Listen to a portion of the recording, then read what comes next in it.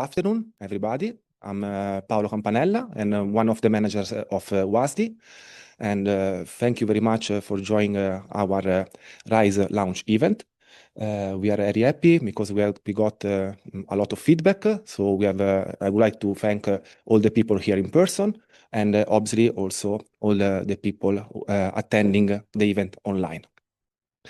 As per agenda, just a startup, but I will immediately leave the floor to Lucien Hoffmann, Director of Science of LIST, that is hosting us. So thank you very much, Lucien, first of all, for hosting us as LIST, and then for your welcome speech. The floor is yours. Thank you. Presentation. Yep. Okay. So welcome to all present here and also those that are joining online. So my name is Lucien Hoffmann, and I'm the Science Director of the Luxembourg Institute of Science and Technology. And I will take a couple of minutes to introduce you to LIST. So as you know, Luxembourg is very centrally situated in Europe, and there's of course a very nice location to collaborate all over Europe and beyond. The LIST itself is situated in the south western part of Luxembourg with different locations. And the mission of LIST is really to bring research results to real applications. So we are not a university, we are a research and technology organization. And our mission is to, of course, to do research and excellence in research, but to have impact, to do research with impact, and to provide solutions, technologies for industry, startups, governments, and society, with a general aim to build a sustainable and resilient future. We are active in three main impact domains, so natural environment, everything related to the management of natural resources, the impact of climate change on natural resources, pollution, impact on the natural environment, and so on. The built environment is second impact domain, so everything links to sustainable construction, to smart cities, sustainable mobility, smart mobility, and so on. And then the third one is industrial environment, linked to developing especially new materials that are also safe by design, that can be recycled, that are bio-based, and also energy management, which are part of this third domain. And then we have a number of transversal areas, two of them which are very relevant today. So space, to use space technologies for management of the environment, but also using space resources. So we have at least the European Space Resources Innovation Center to exploit also space resources. Then AI, of course, that is today a technology that is cross-cutting use in all the different domains, and a domain in which probably we will go more in the future is everything linked to defense and security, of course, considering the geopolitical constraints. And so today, I think what is most relevant in the activities that we are doing is around Earth observation, where we have a number of activities around Earth observation, also for humanitarian aid, not only for humanitarian aid.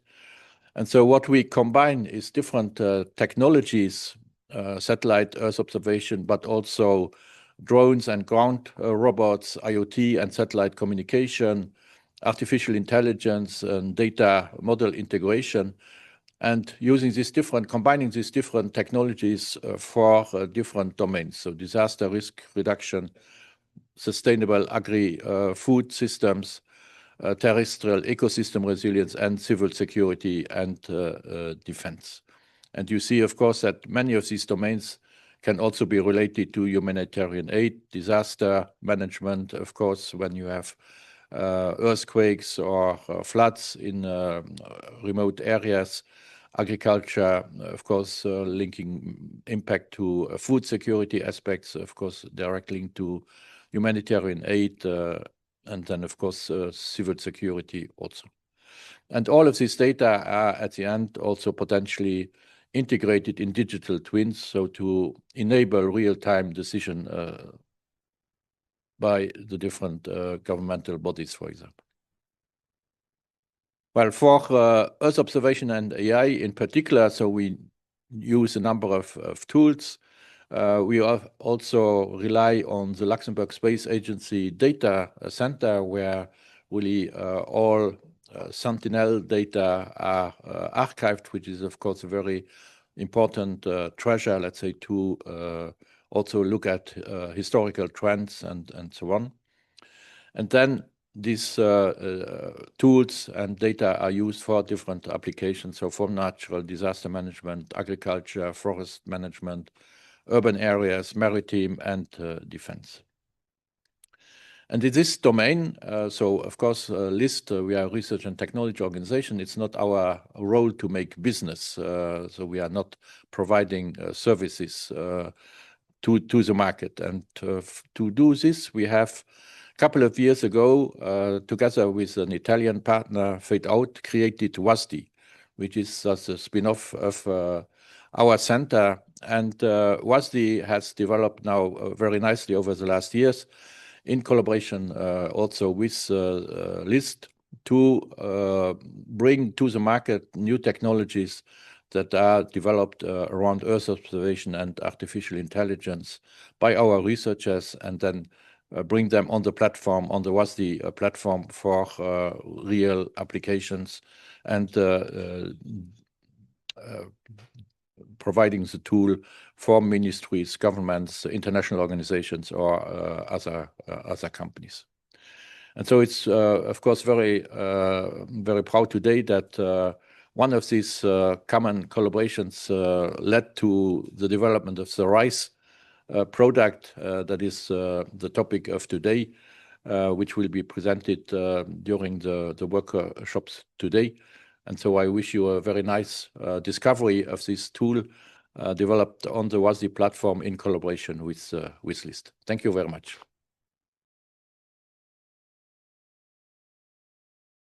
Thank you very much, Lucien. Thank you very much. And now let's proceed with the agenda. I mean, maybe I forgot to say initially an explicit thank you to all the colleagues that joined this event and will stay with us and later participate to the panel. So let me start from Stacey Rodriguez from the Ministry of Foreign Affairs, Patrick Matgen from LIST, William Straka from University of Wisconsin, Guy Schumann from RSS Hydro, Carolina and Daniel from the Red Cross, Luxembourg Red Cross, Marco Chini also from LIST. I hope I did not forget anybody, but instead we have also online contribution. So the next intervention will be from Marco Massabo from UNDRR, and then later we will have also a presentation from Bethany plant of the World Food Program. We decided to start from these two, I'm sure will be inspiring presentation. So I'm taking a look to my tech team. I hope we can leave the floor to Marco Massabo from UNDRR that will present us the usage of Earth observation data in the Early Warning for All program. I would say, Marco, the floor is yours. Technically, I think they are helping me now. Well, Paolo, thank you very much for inviting UNDRR to this important event. It's very well participated. I see online we have a lot of colleagues collected, so it's an honor for us to be here and share what is ongoing, especially in Africa, where I'm based. I work as the head of early warning and risk knowledge team in the Regional Office of Africa from UNDRR. I will not, of course, touch any of the technical components that they have mentioned, and there are colleagues here that are much more well-positioned than me to talk. but I would like to give an overview of where this initiative, Early Warning for All, is now. And one of the continents where health observation is definitely can give one of the biggest impact, because it's one of the continents where we have less information from the ground. So satellite remote sensing are strongly used. And also there are many applications that could definitely contribute to the improvement of early warning. So Early Warning for All is an initiative set by the UN General Secretary in 2022, with the strong ambitions to cover everybody on Earth with an early warning system. The situation in Africa is the one depicted in this graph. This one is from the Global Assessment Report. It's a report the UNDRR produced systematically, trying to assess the effect of disaster on population, but also on well-being. And this one is clearly showing how Africa is affected by disasters. This index that we call a socioeconomic resilience index, this is highly developed with Earth observation and remote sensing. It's described the amount of losses that you have in GDP connected with assets losses, with the direct losses. And you can see in Africa, it's more or less every cent that is every dollar that is lost in asset means from $5 to $6 loss in GDP. So the impact of disaster is huge. Is not only for the direct losses, but also on the implication that this one has on development. So it's very urgent, of course, to implement disaster risk reduction strategy. There is one good news I want to say before we go on this slide. That's according to the Sendai monitoring framework at UNDRR, we are monitoring the losses at the global level. In terms of mortality, this is the last decade, is the first decade where we are seeing decreasing mortality around the world from disaster. And this is largely due by early warning, that early warning is saving life. Now, what is the situation in Africa? And this is what this graph wants to highlight is, unfortunately, less than 50% of African countries report to have a multi-hazard warning system, with only 22% reporting to have a disaster risk knowledge system in place. So it's a system that can provide the risk information. And then again, this one is one of the areas where Earth observation can make the stronger contribution. But also 34% of the country only have observation, monitoring, and a forecasting system. And as well, this one is another area where Earth observation and satellite imaging, of course, are widely used. I would say that in this area, there's definitely much more advancement in the world and in Africa as well. As an example, also, if we go specifically to drought monitoring, this is a very strong gap that is coming up. Only 5 countries over 55 member states has national drought monitoring system in place.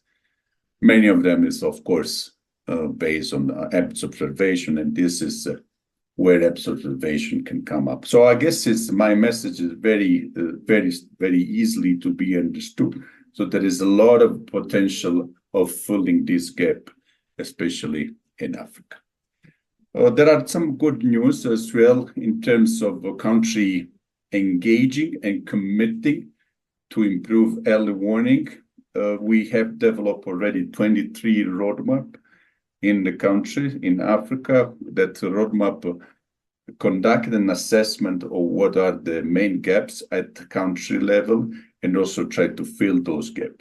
I have to say that again, this one, in all this capacity assessment, all roadmaps that we develop, the involvement of Earth observation technology is essential part of this effort. The other news that I think we have that I want to share is the Global Observatory on Early Warning System. So we are monitoring what are the investment in early warning system. In Africa, we have investment from the Global Trust Fund, Green Climate Fund, African Development Bank, Adaptation Fund, and so on. There are around 100 million per year. And unfortunately, 80% of this fund are not used because of the capacity of the small capacity of the implementing partners. So this is the one where we connect. We really would like to have more actors in Africa that are helping country to improve the early warning system. And I think the private sector is definitely one of that. So financing, despite the moment of the crisis of development aid, there is already a good amount of funding that are not used that can definitely boost the improvement of early warning in Africa with technology, Earth observation, and so on.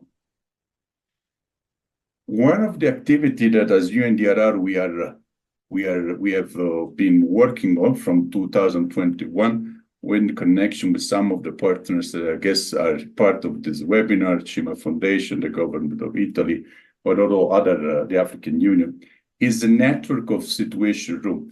Those situation rooms want to fill one main gap that I was mentioning before, which is the lack of risk information on the countries. So those network of situation room that goes from the continental to the national level wants to connect and build the structure of a center that can exchange risk information, that can bring those information from the one that generate the technological provider that generate those information to the user. And this is very important for us that those connections are made. This network of center of excellence can be definitely the backbone of this system that connect the provider of risk information to the end user of risk information. Some of the products that are done is Continental Watch, which are forecast every 5 days on what can happen for different assets, but also very important is a rapid assessment on the needs of the country. Based on this rapid assessment, some of the regional center can disburse aid to the affected country. And of course, we all know that in disaster management, the timing is an essence. Having those information, what are the impact on an affected country in a timely manner is critical to decrease the time of recovering and act very early. There are some good examples, especially in West Africa, where 600,000 USD has been dispersed by one regional organization to an affected country. Thanks also for the timely information that's provided. Again, this one is another area where RISE, I think, could definitely contribute. This is one schematic functioning of this national situation room. As you can see, is the connection between the different ministry. So it creates the structure. At the end, the technological provider, I think, would really benefit to be connected with this network of situation room to make sure that that those information are then going into this structure and then use it and leave impact from at the local level.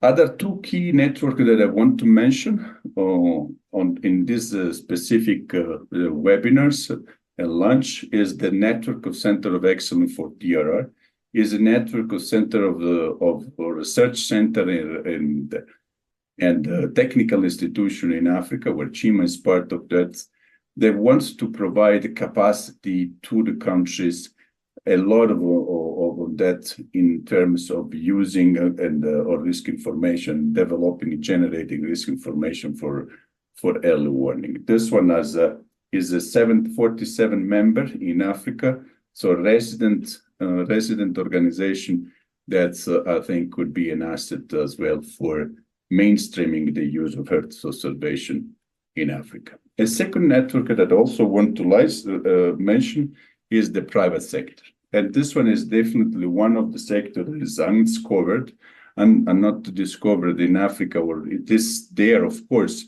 but how we can connect with the early warning system. And there are private sector companies that they can provide health observation services and also monitoring tools, so that can definitely be connected with this initiative or RISE, and we will be happy to make those connections. So in a nutshell, I just want to reinforce that the Earth observation are a core of early warning for all, from the risk information generation, from monitoring, forecasting, and so on. One of the gaps that we are seeing is how those services can be connected with the user. And this is tremendously important for us, and we would like to contribute as well. We continue to this engagement with RISE, looking at what are the partnership and the private sector engagement that we can connect and we can bring on board for this, for doing this. There is an aspect as well on data. So what are the damage and risk assessment services that can be developed, because this one is a big need that is in Africa. And the same is on the monitoring and rapid assessment. And I want to emphasize again, this monitoring and rapid assessment is very essential, especially because of the difficulty, the challenge to collect the local scale data. And the third, there's been an important survey on the use of technology and AI application on the humanitarian sectors. And there was reported the need of having capacity building on the technology and AI application. And this one thing is it's a big gap that it need to be filled. And I guess this collaboration with RISE can definitely bring a new light in this one. And I look forward to work together on this.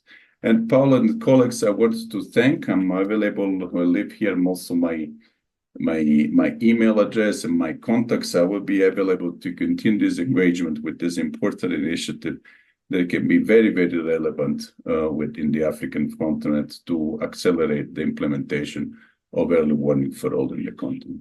Thank you very much, and I wish you good continuation of this work. Thank you very much, Marco. I mean, I told you that I was foreseeing an inspiring presentation. I think I was right, honestly. First of all, it's not so common to receive also good news in this field, and you gave us some good news.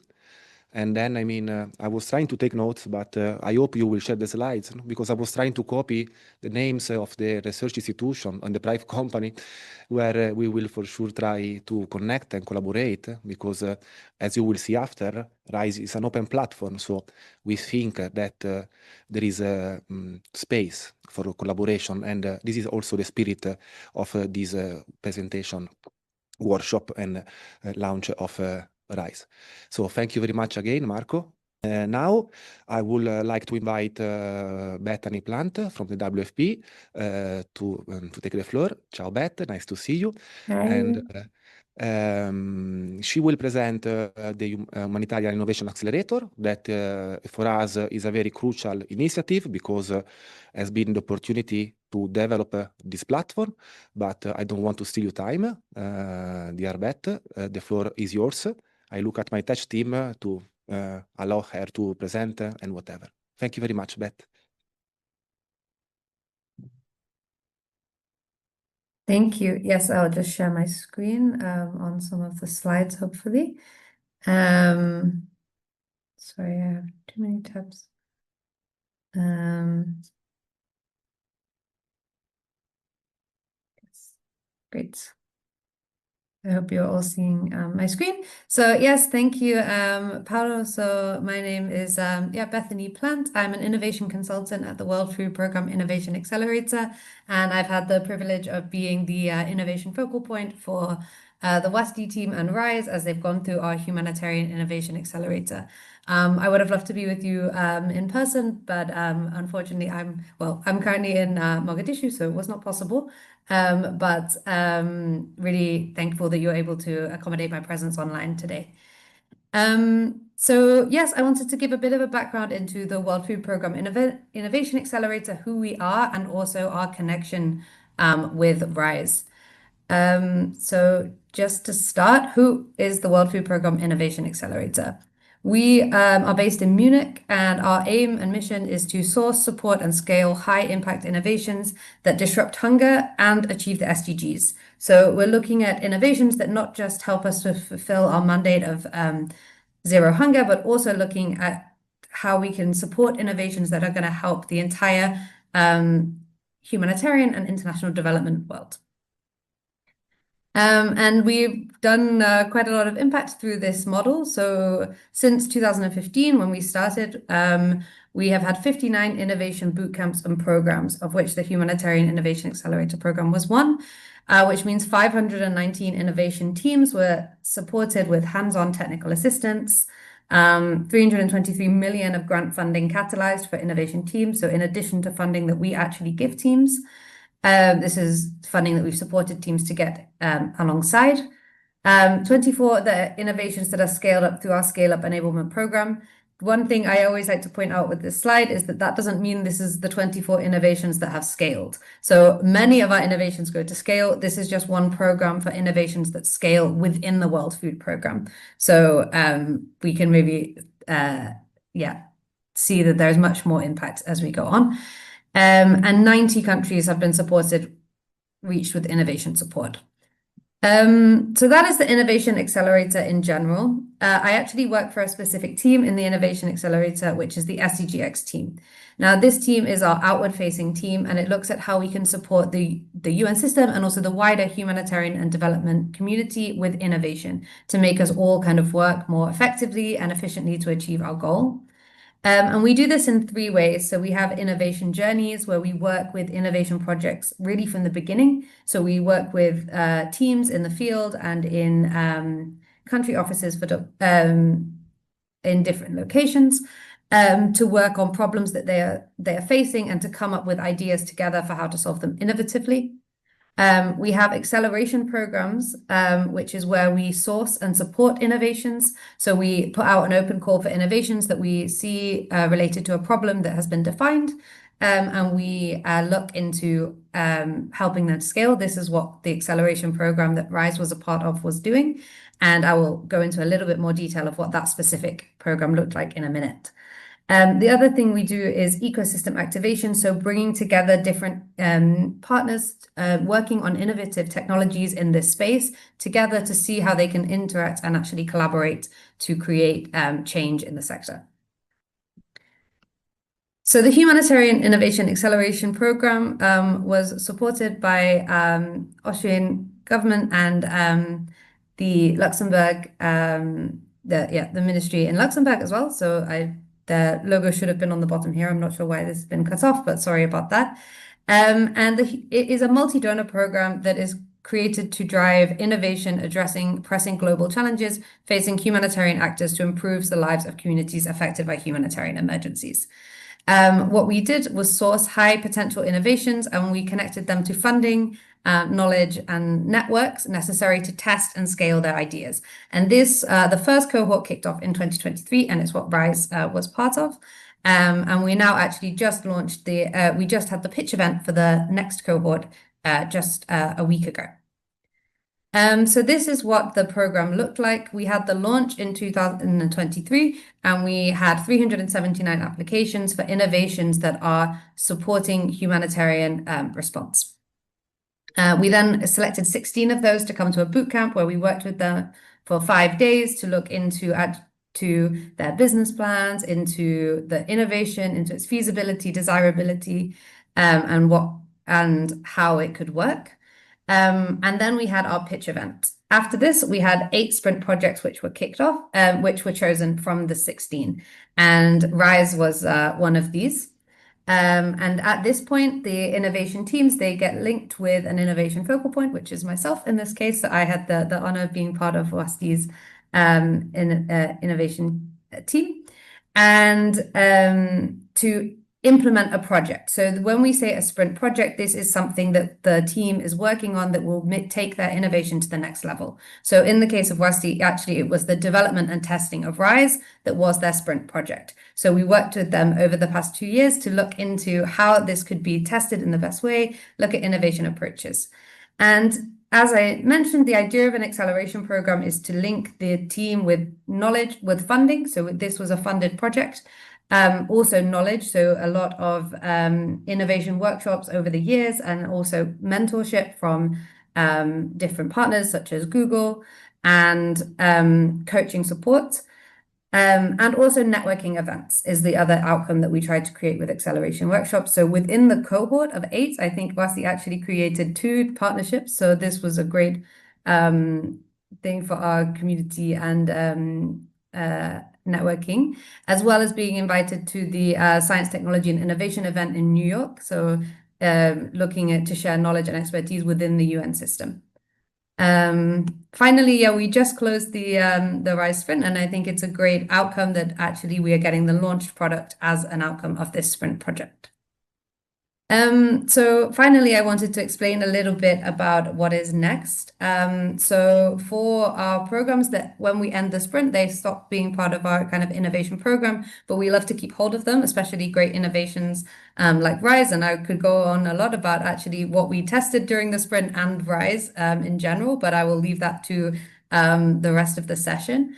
But for RISE, what we continue to do is we have a community of over 700 innovators that have been through our program. So we continue to want to interact with this community and have these networking events. And we also have our Accelerator alumni portfolio. So this is innovations that we have backed that we think are great, and we want to continue trying to find connections for them. So RISE will now be part of our Accelerator alumni portfolio. So you may still hear the WFP talking about RISE as part of our portfolio, and that is what we mean when we talk about that. But yeah, so that was just a bit of an overview about the Accelerator and how we work. And yeah, lastly to say, I'm excited to see the rest of the demonstration, and really proud of how this team has grown over the past 2 years. Thanks. Thank you very much, Beth. Thank you very much, really. I mean, you know, we discuss this often. I think we were honored to have you as a mentor. In reality, this experience with the Humanitarian Innovation Accelerator, I would say that definitely changed our mind and our capacity to understand, research, to have a real impact on the world. And you had a prominent role on this, Beth. Thank you again. And I know that connected online, there are many different figures, including scientific, governmental, but also NGOs, and also some technological ventures. What I can only suggest, if you will have the opportunity to apply to the programs of WFP, because it is really an enriching experience. Obviously, then if you are founded, even better. But also arriving there is, trust me, is a fantastic community. So thank you again. And now I should introduce myself, because it's my turn. Hello again, I'm Paolo. No, I mean, I have some presentation. Let's dive a little bit more in RISE itself. I can anticipate that we will try to go live. As always, IT can create problems, so I don't know the network if it will be enough for us, but eventually I will switch back in some slides. Okay, so we are ready for any inconvenience, I hope. So, as you, are seeing, first of all, I already said thank you to all the contributors for this event, that are not only the contributors to this event, but for us are a very relevant, important network of science, of technology, of funding opportunities, of challenges to solve. There are, so thank you again all. So I think that is clear now, as you heard from the presentation of Beth, we had the opportunity to develop RISE with the mentoring of the WFP Innovation Accelerator. But not only, because we also had the honor, again, to onboard with us a partner that I think that doesn't need any presentation. We're talking about the Luxembourg Red Cross, that we'll talk later. And we started discussing with them and with the colleagues of LIST, because the idea was to connect a real need with the top level science and try to propose something that can really help on the last mile, on the ground, on the field. And it's discussing with the colleagues of the Red Cross that we identified the initial challenges of RISE. And the first focus is on humanitarian camps. And I mean, I learned a lot in general in the last 2 years, but from the colleagues of the Red Cross, no? About, you may know better than me, but there is no real plan when a humanitarian camp is set up. Can be spontaneous or can be even a negotiation with the local authorities. So often these areas of operation are affected by a lack of observation because are typically remote areas. And often there is no risk assessment in that area or not so easy to access. Last but not least, obviously, it's many years that in WASDI we work with disaster response and preparedness, but still, you never stop to learn, understanding the people on the field that has a different needs. Maybe if you provide them a platform like WASDI where you can create your own application, find your application, so on, is not what they need. They need an immediate and quick and easy to use answer. So these were the reasons why we started implemented RISE. The idea was to provide a completely automatic Earth observation-based web application to monitor natural hazards, obviously, and with one keyword, I think that is point one nowadays. Okay, when we wrote this the first time, the situation was different, but assist more people with less cost and time, I think that is becoming more and more important in the last days. I will not add anything more because I suppose you all understand what I mean. So in reality, we are a company. In reality, we are a private company. We love humanitarians. We do our best to collaborate, but still we have to sustain ourselves. It's normal. Otherwise, the business cannot proceed.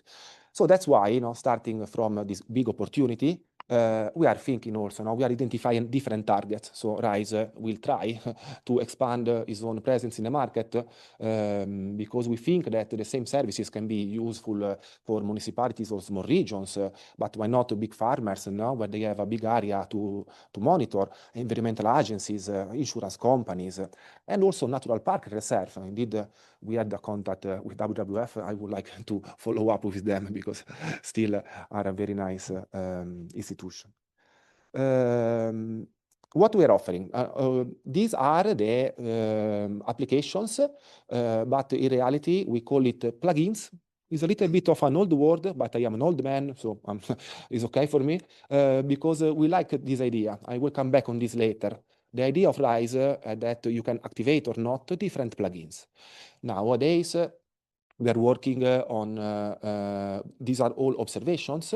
We will say something later, but I have the colleagues from University of Wisconsin, at least, that can present our flood asset better than me. We can give indication about droughts. We have our automatic impact assessment, okay, tools you will see in a while.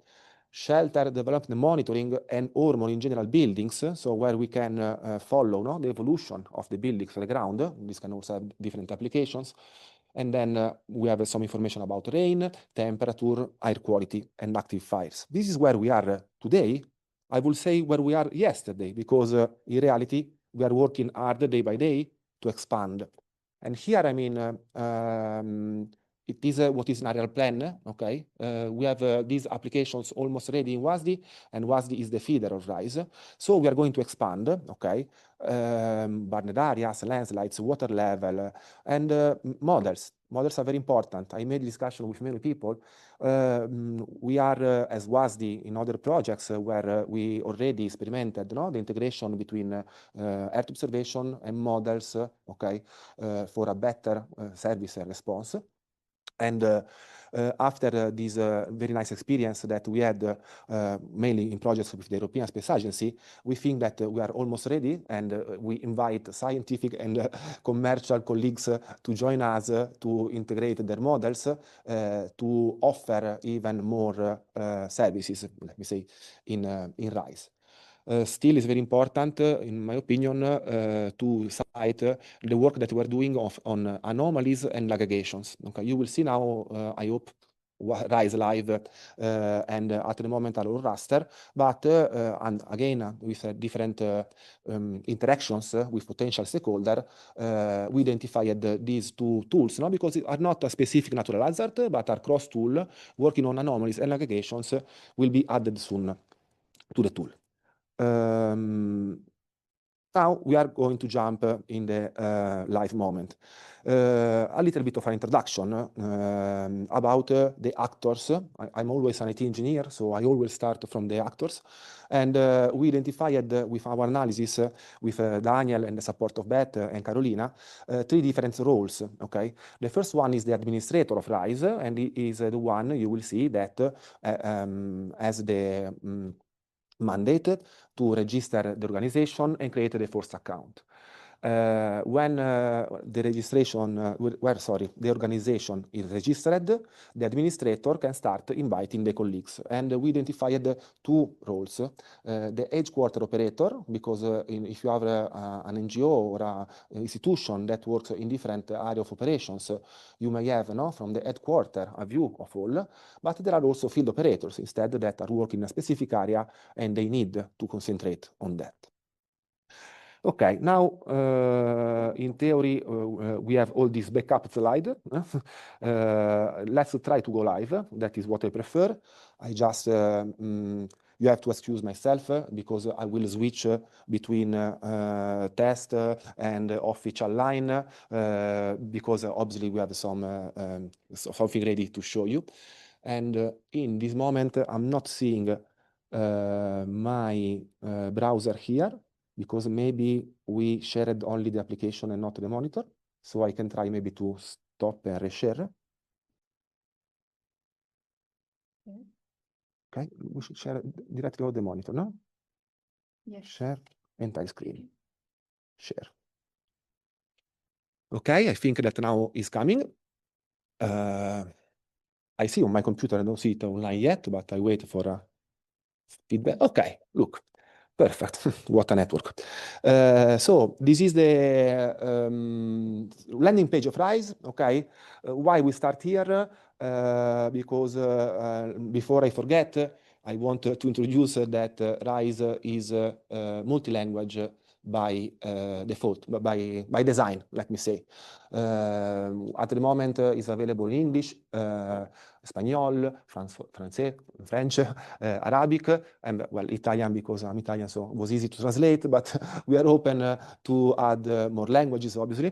I also noticed that there is a little bit of delay when I click on my computer and online, so you will forget me if maybe the experience of the live demo will not be so smooth, but you are all invited to register in RISE and you can test by yourself.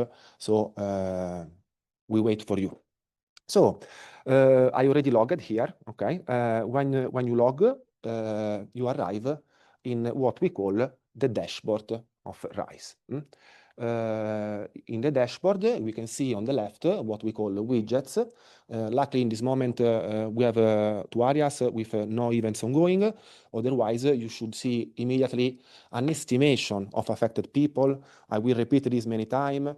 I will show you what we can do for impacts. We are proud of it, but it is an estimation, obviously. It all based on the information that we have. So never trust the exact number of the 132 persons, maybe, okay. But give you, obviously, a quick, a complete automatic idea of what's happening.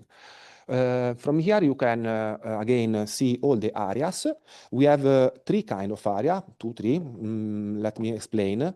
You will be the creator and the owner of your area in RISE. And by default, probably you will keep it private. It's reasonable.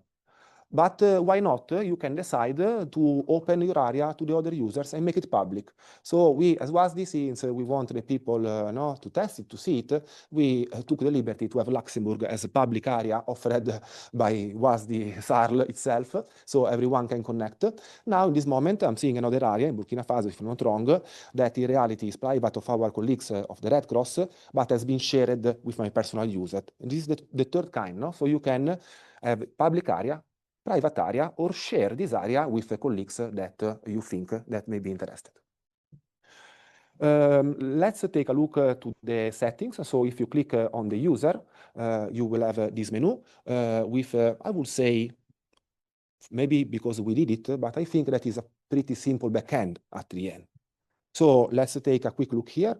You can start from your account where there are your personal information, and eventually you can decide your default language, if you want, how much you want us to bother you in different notification like this, and or you can delete your account. The organization obviously is very important because again is the real owner entity in RISE.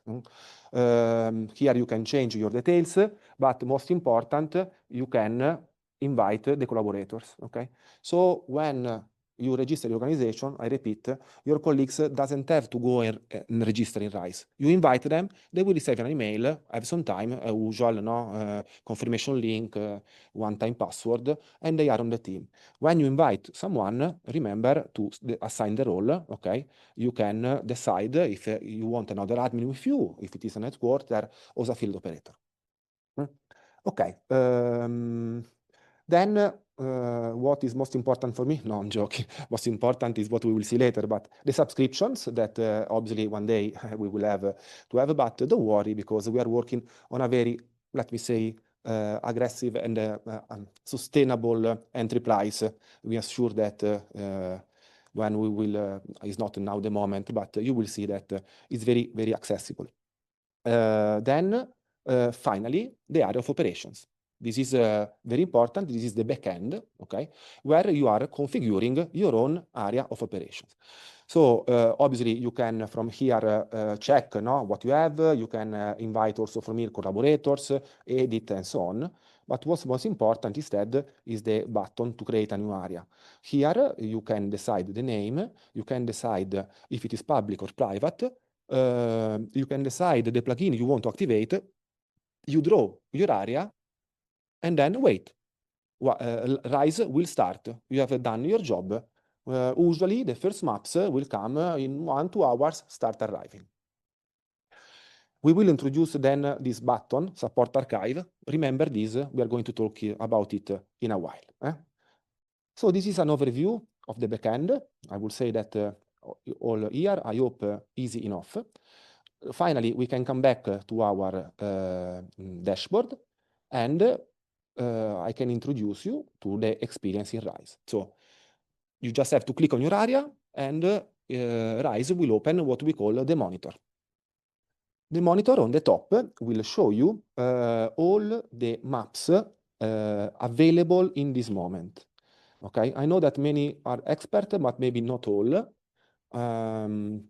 We need to demystify satellites. They can be very useful, absolutely. But it doesn't mean that you have your own phone camera on the space and just click. It depends.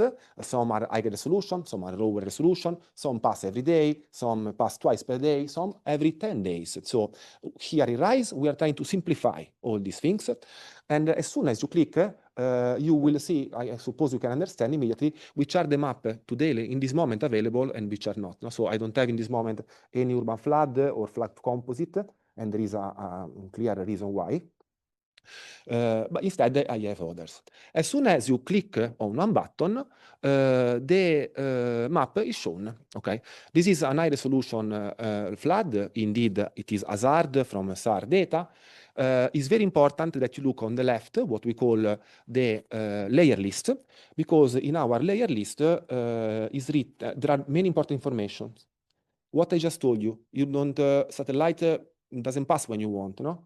So take always a look to the reference date, because now this image is pretty recent. It is of this morning, okay? But you need RISE as a buffer, so can show you automatically a map valid until the last 4 or 5 days. Otherwise, we consider it too old and we don't show it to you, okay? But remember to take a look there. Our layer list has the typical tools, I think, that are pretty well known. You can toggle the legend, you can zoom to the layer, and I told you, we are an open platform.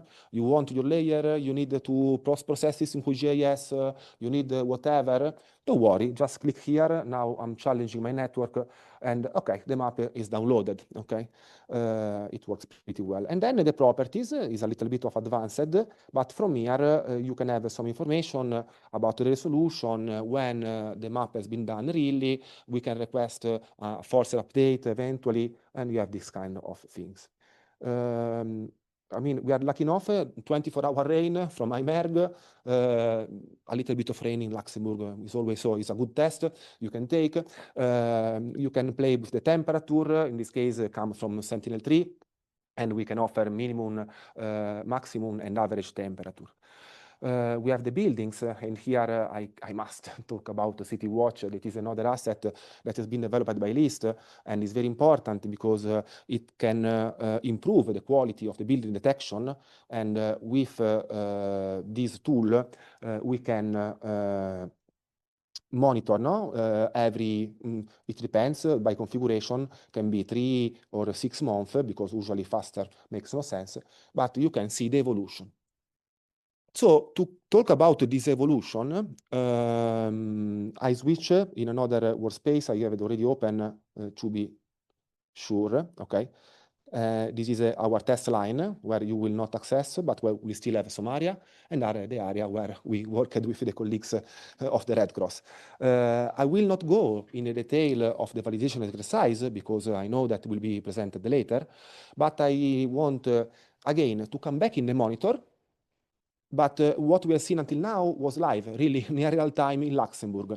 And luckily, nothing is happening. Instead, here, I take the opportunity to show you RISE in action when something happens. And I think this can attract a little bit of attention.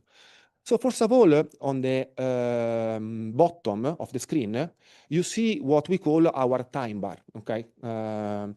The time bar, I mean, it's a lesson learned by years of collaboration also with CIMA Foundation and so on. It is a tool that allows you to go in the past. So also here is pretty important to notice because you will decide, you can decide by your own when you start a new area in RISE, or only near real time. And so it will start from today. In reality, we always start 1 month ago because we never know. So we prefer to start in any case 1 month ago. Or obviously there is a bit of cost of this, but again, very sustainable. Otherwise, you can decide to process all the past archive. And in this case, when you see this flex, this is an automatic event detection. Obviously, we strongly suggest to double review. A completely automatic chain can make some error. I mean, is normal. But we say that we tested a lot and it worked pretty well. And all these events has been automatically identified by RISE. So here I will just show, I will not say so much about the validation exercise, but I will show the final result, the layer, because in this case, we had a cyclone in Madagascar in 2023, Keneso. We can open the high resolution flood map, and we see that in this case, floods is coming. So at this point, you see that we have other options because since we detected a flood, RISE decided also to run the specific processor for the urban flood that is instead dedicated to this, and we can switch it on. And also started the impact evaluation. So I click on the marker. These markers are a layer that give you an immediate idea of what's happening if there is an impact, okay? So we see clearly that here something happened, so I can go and zoom. Okay, and on top of this, we can see the other impacts. So the system is able to detect the roads that has been affected, okay, by the flood in this case. But we can also click on exposures. this exposures button, in reality, let me say, does almost the same job of the markers, but the markers are done to be seen at any zoom level, while the exposure in reality is really the extent of the building. So if you were at the zoom level of before, you would not have seen it. And let me concentrate 1 second on this one, okay? And in a while, I will explain you why, because if we can go here and have our pixel info, and we can click, and as you can see, it tells us that there is an exposure layer that is claiming an airport. This is an airport, obviously. We always have a default configuration for schools, station, airports. Now I'm forgetting different exposure that we are mapping. Obviously, an advanced user can also make a configuration. And just to be clear, this is worldwide working always on OpenStreetMap. If you have your own exposure data, more precise, governmental one or agency one and so on, obviously can be embedded. And at this point, we will improve the quality of our detection. But if you don't have nothing, still you can run worldwide. And why I highlighted exactly this exposure and not the others? Because my colleague Lucas made a research probably driven by the colleagues of the Red Cross. And look, this is a picture that has been taken from internet, from a news, and exactly the airport where we clicked. I think that the detection worked pretty well. You can see you have, and this is also a nice way to show you also this feature that you have in RISE, because maybe if you have an occurring event, you may be interested to upload your own pictures or document and so on. So when you come back, you can quickly see it and receive it. So I think this is more or less the experience. No, I'm forgetting nothing special, something like the impacts, recap. So first of all, we have also an estimation of the crops and grasslands affected that, again, are very important because of the food security. I'm one of the first proxy that you can make for the food security. And the population layer. So to be precise, at the moment, crops and grasslands are extracted from the ESA land use land cover layer, and the population layer is the one of the GRC, the global human settlement layer. So these are our sources where we take this number. Again, if you have better sources, we can connect it, and you will be even more precise. So here you have the view, in the map, the global view. Maybe again, I remember. Let's call it suggestions of Daniel that was pushing me in reality to have a kind of recap of dashboard. I think he was right, because at the end you can come here, sorry, select if you want, you can decide to filter a specific hazard or have the merged impacts. And here is just a recap, what I was telling before, it claimed 3,559 population affected. Now, I didn't count it head by head, but has been, I suppose, demonstrated, and we will see that the estimation was correct. So, and then we give you a recap of the exposure affected, the roads affected, and for the 3 categories, crops, grasslands, and built up, we can estimate the total area that of the map that we produced and extract for you the percentage that has been affected. In this case, we see that crops has been affected in percentage more in this case of the respect of build-up and grasslands. So I think this was what I wanted to show you live. I'm almost finished. I hope you're not too tired, but I still have a couple of things to show you. Sorry, now I'm just jumping the slides that were the backup in case of internet connection. But we still have experimental one. We discussed this. Daniel, Carolina, I bet you have seen nothing yet, but we love to make live. And so this is, and thank you, Vale, indeed, and Jihad, the first beta version of our Telegram bot. While I start, I explain you why. On the field, not often you have the network you will like to have. But many of us has Telegram or WhatsApp. So here you just connect, you start, You provide your user ID. This is a video taken live with Telegram. You receive a one-time password, okay? Don't use it because it's expired, and you can send it, okay? Now you are logged. The video is as it is, not accelerated, not slowed down. It is as it taken as it is. You can access your areas, you can choose the area you want, and you can select the map. Here, you wait 1 second, because I forgot to show you before live that we have also the print option in RISE, so you can print. This is the same functionality at the end, and we'll make a kind of print, but instead of not sending to you directly, it sends you an image. So this is really has been designed to help the people on the field, no? Where the network is not enough, where maybe you don't have your laptop, you are there, where I am, fuck, RISE, please give me a map, okay? This can happen, is our beta, but it will be released officially soon. So I'm almost done. I want to restart from here. I still have 2 slides. So open platform. This is a call to action. Okay. The code of RISE itself is open source, and we are hosting many open source applications. But not only. So we are open to onboard new processors, and I'm looking my friend Guy also because can be open stuff, or can be business to business, no? Where maybe we can join our force together and put your asset also in RISE, and can be a channel, and then maybe we can share the revenues and these kind of things. I love this acronym NAP, no? It's not to sleep, but it's not NAP, not another platform. Many people often say this, no, another platform. I understand, I have long experience. So I hope you will enjoy RISE as it is. But in any case, remember that all that you have seen can be called machine to machine using API. So if you don't want to see the user interface of RISE, Jed will not be happy because he's worked a lot, but you can have, in any case, all the maps in your own system directly connected. This is possible as well. Last but not least, I mean, we will offer obviously support. We are, I say this by myself, but I hope colleagues can confirm. We have a long-lasting experience in emergency response, also in these days, with what's happening in Jamaica, Cuba, Haiti, and so on. So our team is pretty prepared to answer. So you can imagine, obviously, we will support our RISE users. I talked about scientific review because obviously when things get worse and more dangerous, our data science team can jump in, double check the maps, check any error and so on. Then obviously there will be a dedicated email contacts.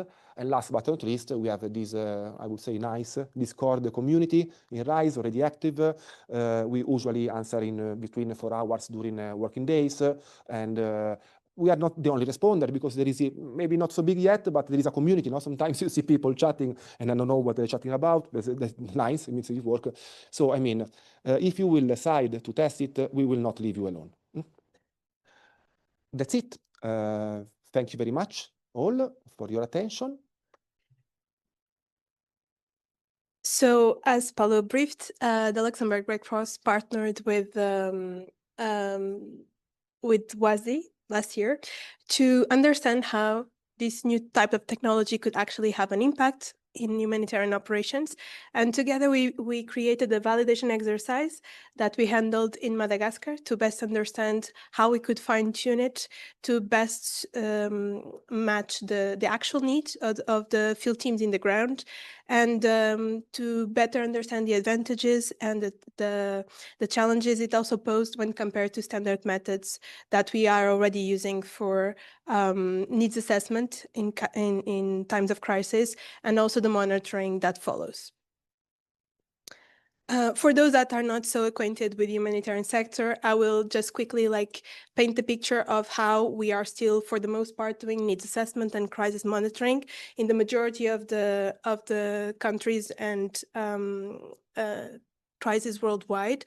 So we mainly rely still on analog paper-based methods like the review of existing secondary data when this exists. So as you know, not all countries, not all regions have the capacity to collect and analyze such type of data that we need, for example, to best understand the evolution of the population, urbanization, cropland. So we actually have this data available when we most needed it.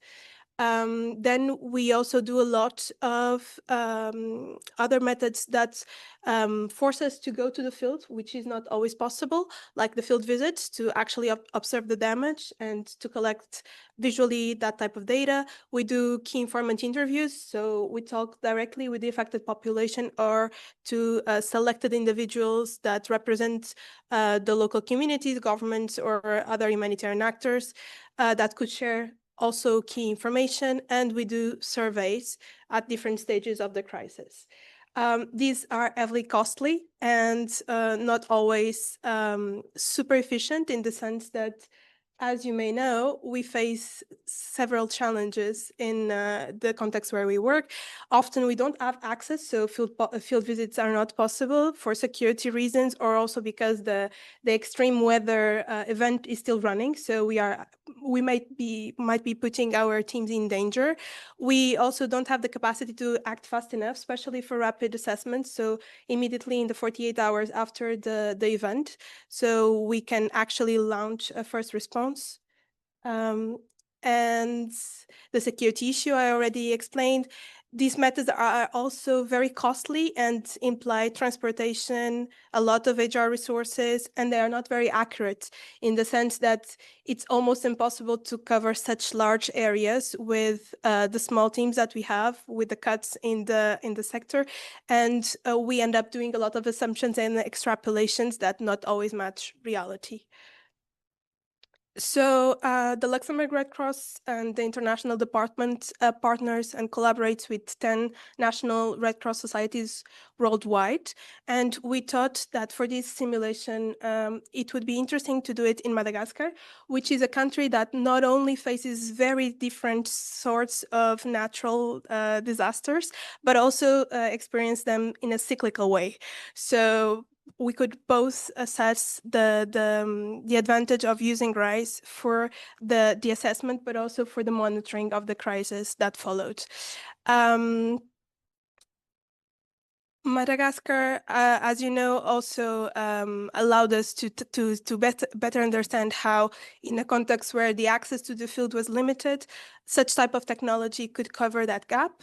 So we decided to base ourselves in a real case scenario. So in January 2023, the northeast part of Madagascar was impacted by a big cyclone, Chenezo, and this created a lot of damage in coastal cities in the region. And the Madagascar Red Cross, with whom we have been working for a long time already, actually was responding to this crisis. So there was a lot of data from this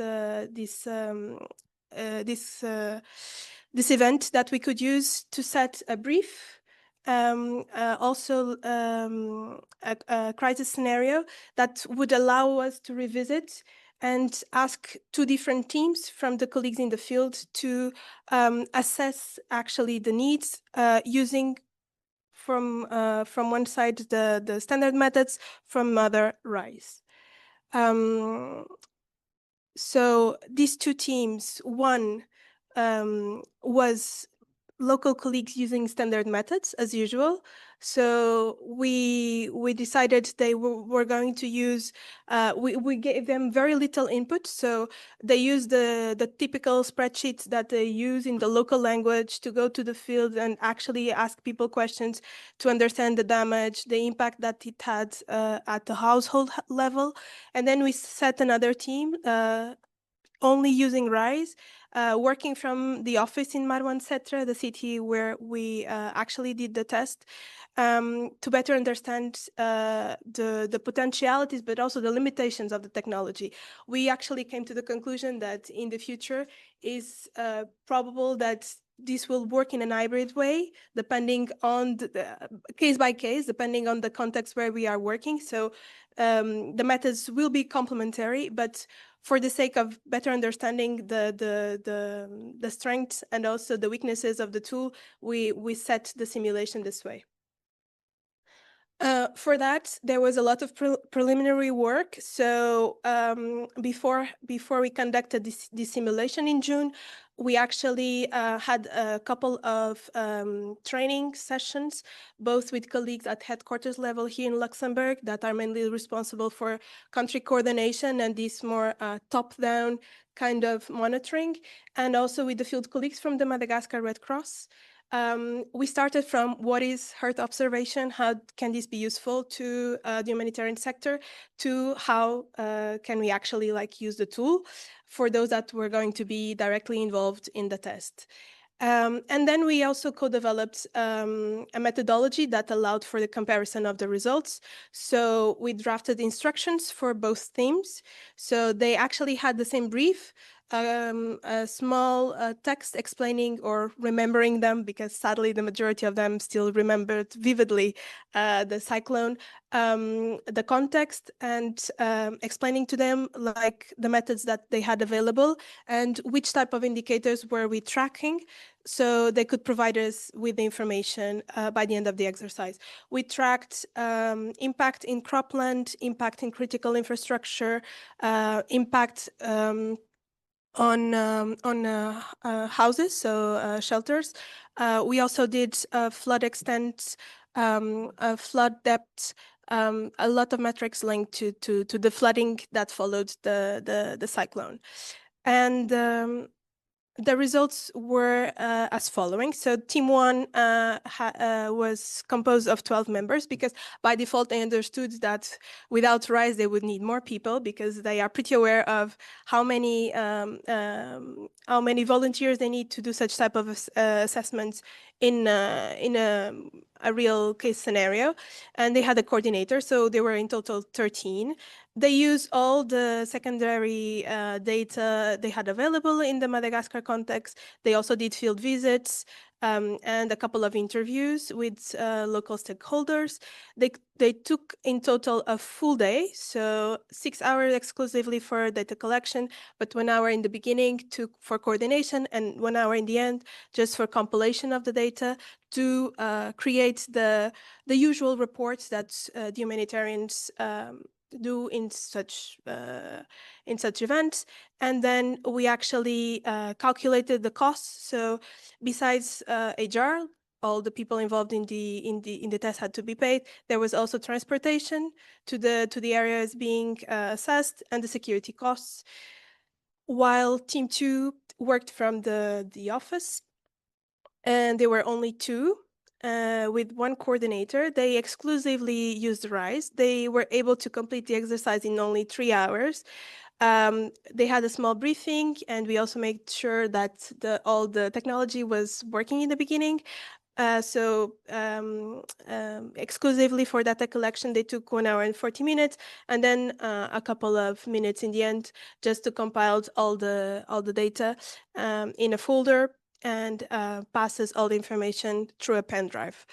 And in this case, costs were only HR.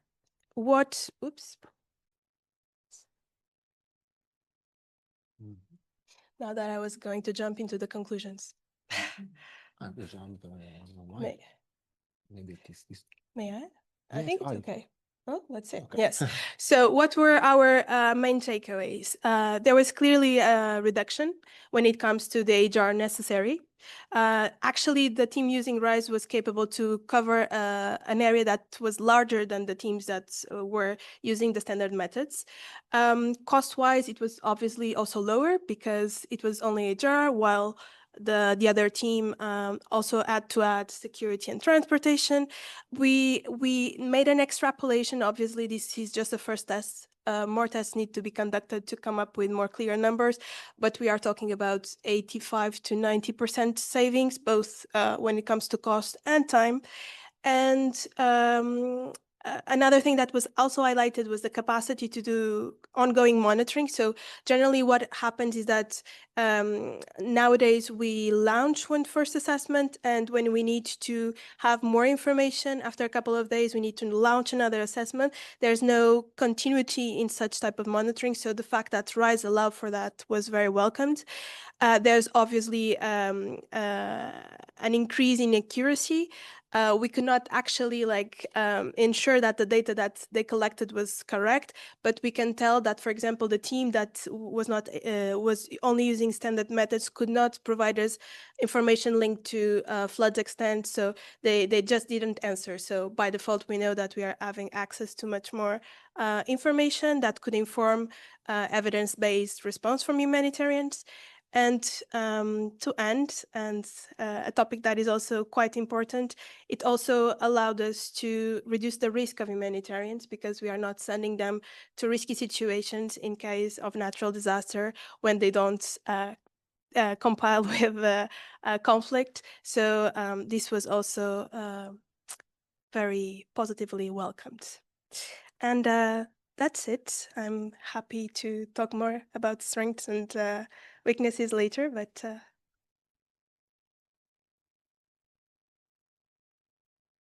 Thank you very much, Carolina. Thank you. I mean, obviously, I knew the numbers, the report we worked, but seeing this live, presenting this, made me kind of shocked. So I'm happy. Thank you very much again for all the work done with us during this period and for this presentation. We have the last two contributions, the scientific ones. So I invite Patrick Matken from LIST. Thank you, Paolo. Thank you very much.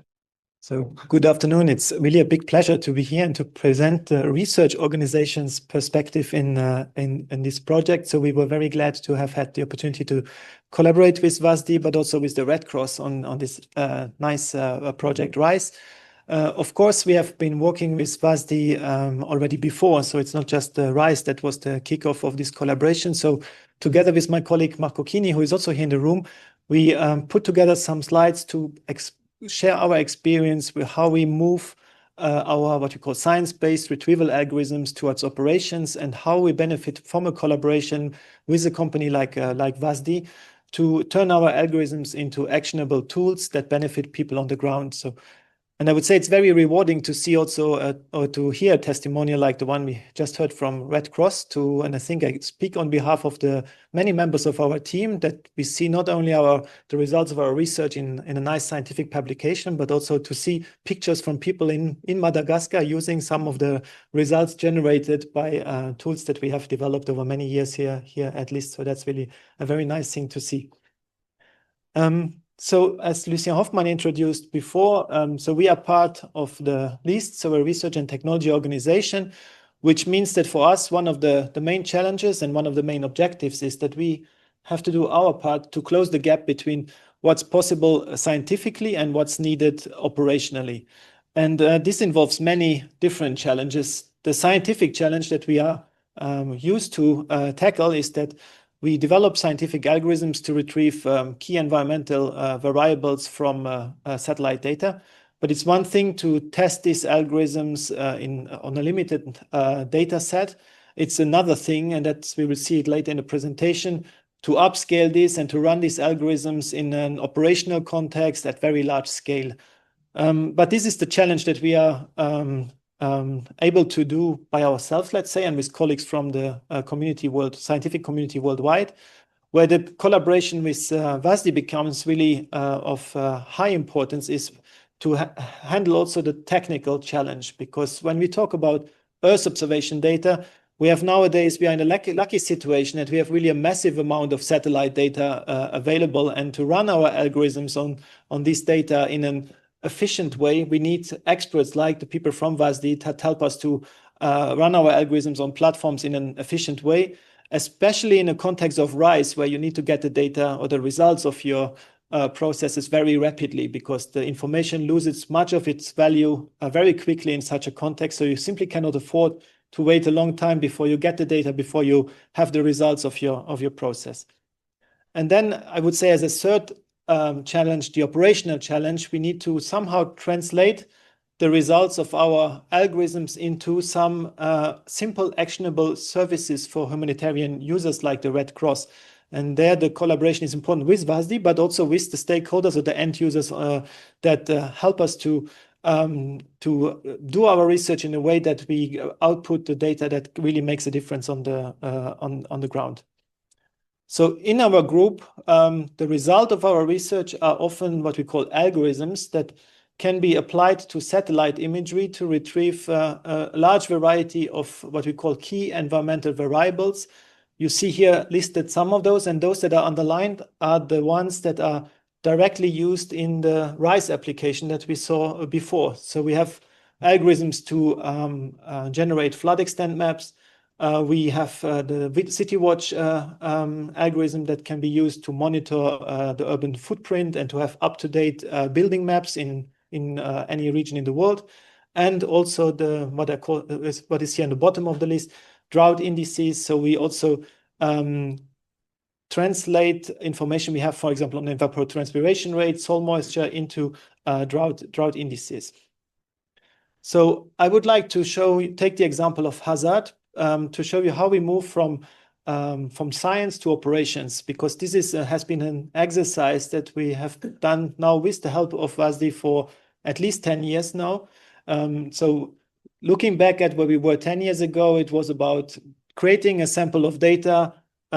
Most of the time you take big floods that everybody heard about, you develop your algorithms in a way that you get an accurate map when you compare it to other independent data sources.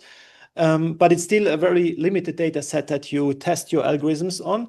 But if you have this vision of building a flood monitoring system worldwide in near real time, then of course you need to make sure that your algorithm is really robust, can handle all kinds of land cover surfaces, can handle different types of satellite data. And as I said before, the algorithm is set up in a way that it can rapidly output the results that are needed on the ground.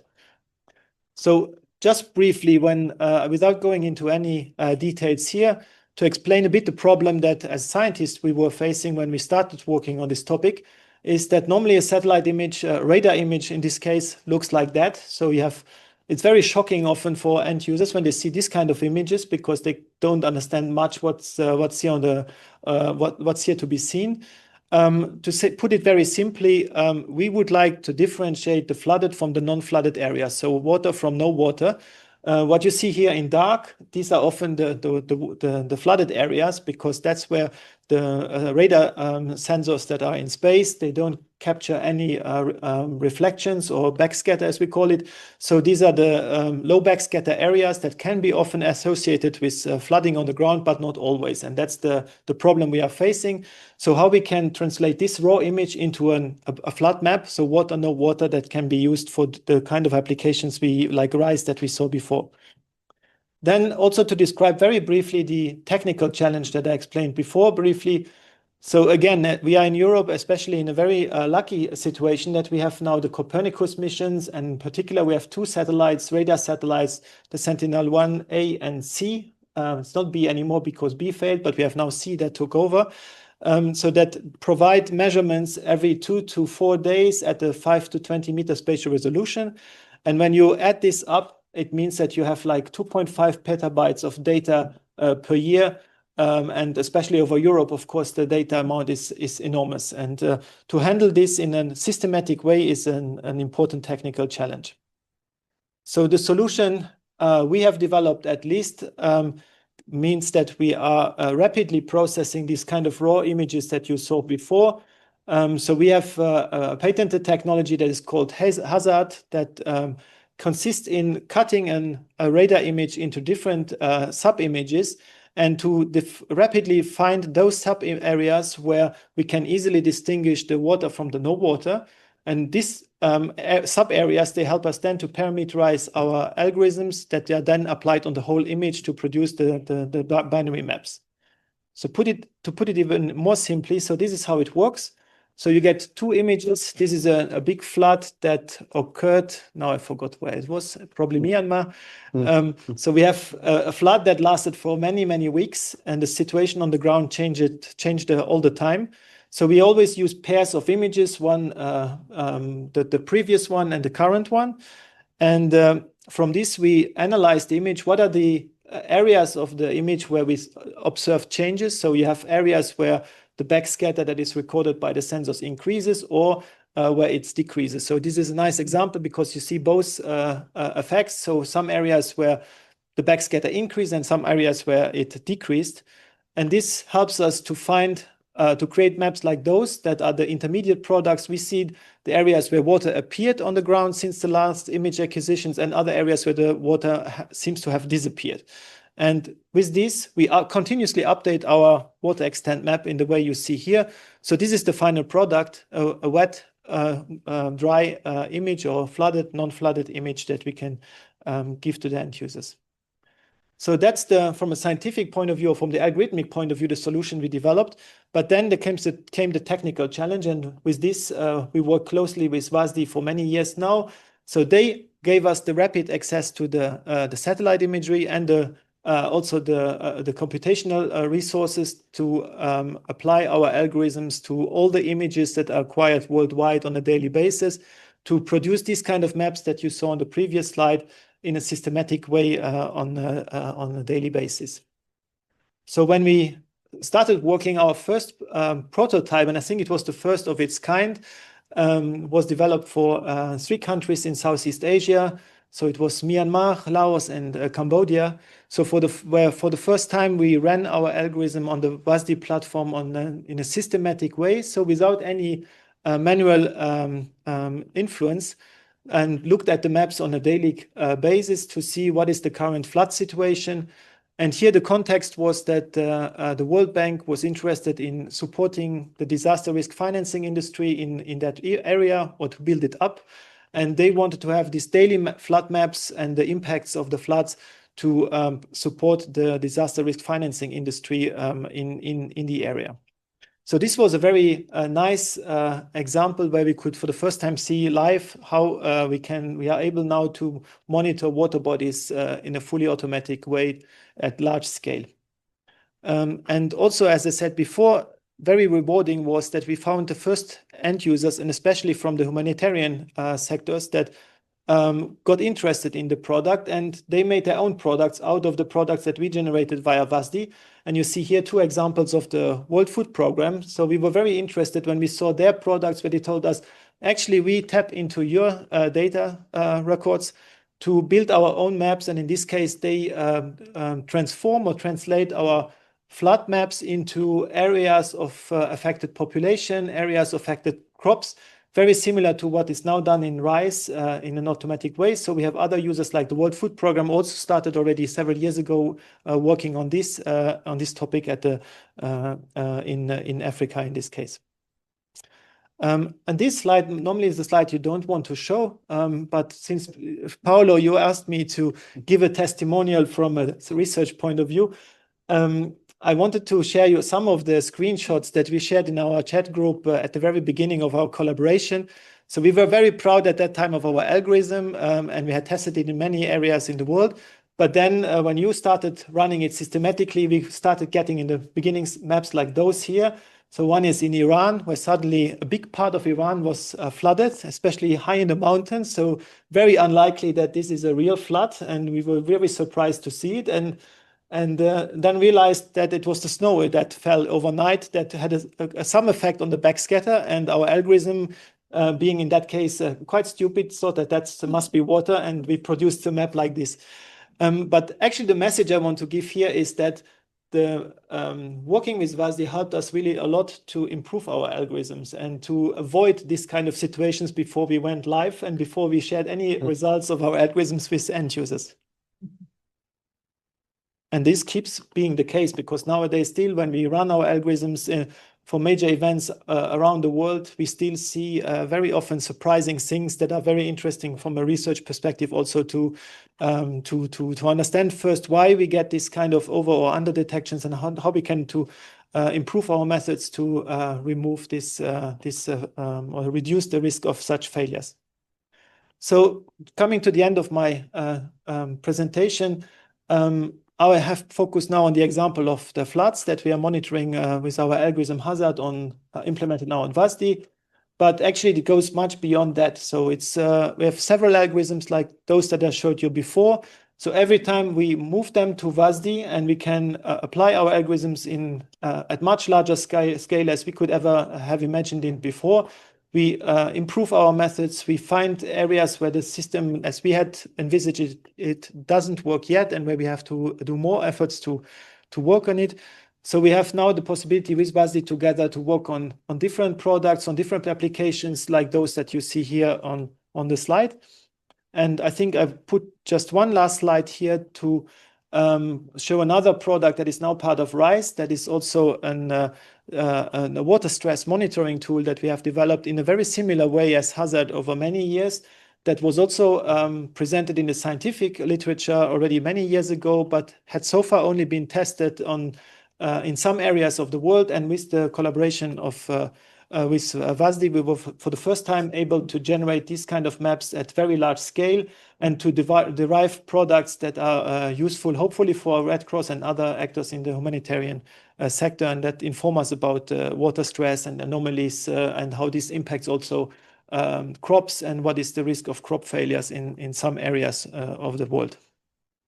So just to conclude, after having worked now with WASD for, I don't know, 10 years or a bit more, I would say that this collaboration was really very beneficial for us also as a research organization, because we could scale our research globally, transform scientific prototypes into operational services like RISE. We could also validate our algorithms in real-world settings, help us to understand the strengths, limitations, and define opportunities for improvement. And finally, then to bridge the science and the gap between science and impacts, as mentioned before by Lucien. That's our main mission that we get from our ministry. So it's with these kind of tools that we have now available that we can achieve this objective. And with this, I thank you very much. I saw that I show you very bad examples, but I wanted also to show you a very nice map at the very end. And by coincidence, it's the same as on the roll-up. I didn't even know that before. So thank you very much for your attention. Last but not least, because came from quite far personally here, so William Straka, I want to invite you for your presentation. Thanks for joining us. You can say also how many kilometers you took to come here while they are preparing your presentation. So as I think has been mentioned a couple times, you know, there's a lot of operational products, and my job for the last 5, 7, 10 years has been working with the now operational NOAA flood products and the end stakeholders. I'll get into some of the stakeholders in our discussion. I know there was a crossover in the World Food Program that we work with. As you might guess, I'm from the United States. And we are now required to put our disclaimers, a disclaimer on our presentations. So yeah, I'm not speaking officially for the U.S. government, but you know, I think, you know, we've worked for I don't know how many years, many years now at I think the introduction of Guy, who's here in the audience here. So with that, I'm actually going to go over some of the, you know, I am going to talk about some other products, not just the NOAA ones, but you know, the optical and flood starter products. I've had a lot of help. Sammy Lee is the algorithm developer of the operational NOAA flood products that use both VIIRS and ABI. That's the Advanced Baseline Imager. It's a geostationary platform. Vince Decker was a member of the CS Working Group for Disaster Flood team for a while. He's now, I think, a director now of NRCan, very good SAR satellite scientist. Mitch Goldberg, who is the former NESIS chief scientist, he really helped kick off the VIIRS flood product back in 2012. And it really got, the real impetus for this was actually the 2013 flood in Galena, Alaska. That was an ice jam. And I also want to mention Shenyi Shen, who's at University of Wisconsin in Milwaukee. So it's about 60 miles from where I work. He is our developer for the SAR product, which I'll be mentioning here in a little bit later. But there's been a lot of help from these things. So what, you've heard a lot about SAR. There are optical algorithms.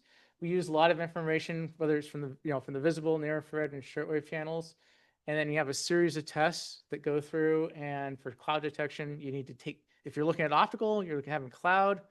You can't see through the cloud, but you have to know where the shadow is, because that gives you a false detection in there. And of course, it actually, the added benefit is they actually get snow ice detection. So that's river ice, and which is very important actually to our forecasters up in the higher latitudes when they're dealing with ice jams. You can combine data from the ABI and VIIRS instruments, again, optical instruments, to create daily cloud cleared flood products. And one of the things that we're going to be working on currently is actually taking those data, because they're fairly coarse, they're 375 meters, and downscaling those to 30 meters. So something that you can combine with things like Sentinel-2 and the synthetic aperture radars. Of course, the big issue with optical is it's optical, and you can't see at night, and you can't see through clouds. But they have the advantage is, especially if it's geostationary, you're looking at the same place on the Earth 24 hours a day, 7 days a week. So that means, as well, we're talking about Melissa here just a little while ago, as the clouds are clearing, we're starting to see what's behind them. Is there any residual flooding in Jamaica or Cuba? So, and similarly for optical, you go over the same place once a day, but you have 3 satellites within 50 minutes. So you can then combine that data into a daily composite. So again, you're getting these higher refresh cycles than SAR, but you have the disadvantage of it being optical and the disadvantage of the cloud issues. So, and I mentioned again that the NOAA VIIRS products are operational at NOAA, freely available on AWS. Same thing with the combined ABI VIIRS products, and I'll talk about some other satellites as well. I kind of mentioned this, basically this already, but again, we can actually produce the geostationary flood maps from any sensor that is very similar to the advanced baseline imager, whether that's the advanced HIMAWAR imager, which covers the Asia-Oceania region, or even MTG. That's the next generation of the third generation of geostationary satellites that EUMETSAT is running, and is actually now up and running, producing data. And the data is we actually provide the data in NetCDF shape files and GeoTIFF files, as well as non-operational but high reliability REST service that was actually input from the forecasters, input from the stakeholders on what they need, because they don't want a NetCDF file because it's too complex. A GeoTIFF is very easy to work with. So the world, we break it up into 136 regions. They're about 5 degrees by 5 degrees. And we don't cover Antarctica just yet, because there's no need just yet. But the idea of breaking it up is number one for speeding up the processing. You can have a number of parallel processes that are going on. Number two, if you're just looking over a certain region, you only need to download 1 file or 2 files or 4 files, depending on how the thing's doing. So the idea is to reduce the amount of data that you're transporting along. This is actually an example from the Brazilian floods last year. And the one photo that always I'm reminded of this is there was a horse that was on top of a house, and surrounding it was floods. So it was this lone horse that was staying there. And I will say, fortunately, the horse was rescued, so that was a good thing. But again, these were very major floods. We worked very closely with groups like NPE, which is the space agency down in Brazil, also the International Charter, to provide these maps for them to take that data and then make decisions. This is just a list of all the products that we have, the NOAA products that we have. You can see that we do each granule one at a time. Those are produced as the data comes over. I say the availability is 3 hours. That's only from the operational stream, and really that's the longest because SUMI MPP has only 1 downlink location. The other 2 satellites have 2 downlink locations, so it's more like 90 minutes. There's also a note there that if you happen to have a direct broadcast antenna, which there are many across the world, and you use the open source community satellite processing package for converting your raw data into the image, the right reflectances and the brightness temperatures, and then you take again open source flood product, you can actually reduce that latency down to less than 20 minutes, and this is very critical, especially for Alaska, but other places. So you could really get that down, really quick data set. Daily products are of course done every day. Same with, we did a 5-day composite because we listened, it's like 7 days was too long, 3 days was too short. You couldn't, 5 days was about what we figured was somewhat reasonable for our composites. The GOES, again, it's updating every hour over the course of the day, and as you get cloud current, you see what's going on. And then finally, at the end of the day, you have a joint product. These are non-operational, but we still run them in near real time at SSCC, are the Himawari products. So we are producing it over Southeast Asia. And again, in addition to the VIIRS, we're also doing the regular Himawari one and the joint blended products. So there are considerations with optical and even with SAR, where you can get, where you have issues where, well, you're seeing flooding in a tide. Well, is it hazard flooding or non-hazard flooding? Or same thing with agriculture. You see all these rice paddies, and that's always a question: is, are these really hazardous flooding? Well, it turns out it's kind of in the eye of the beholder.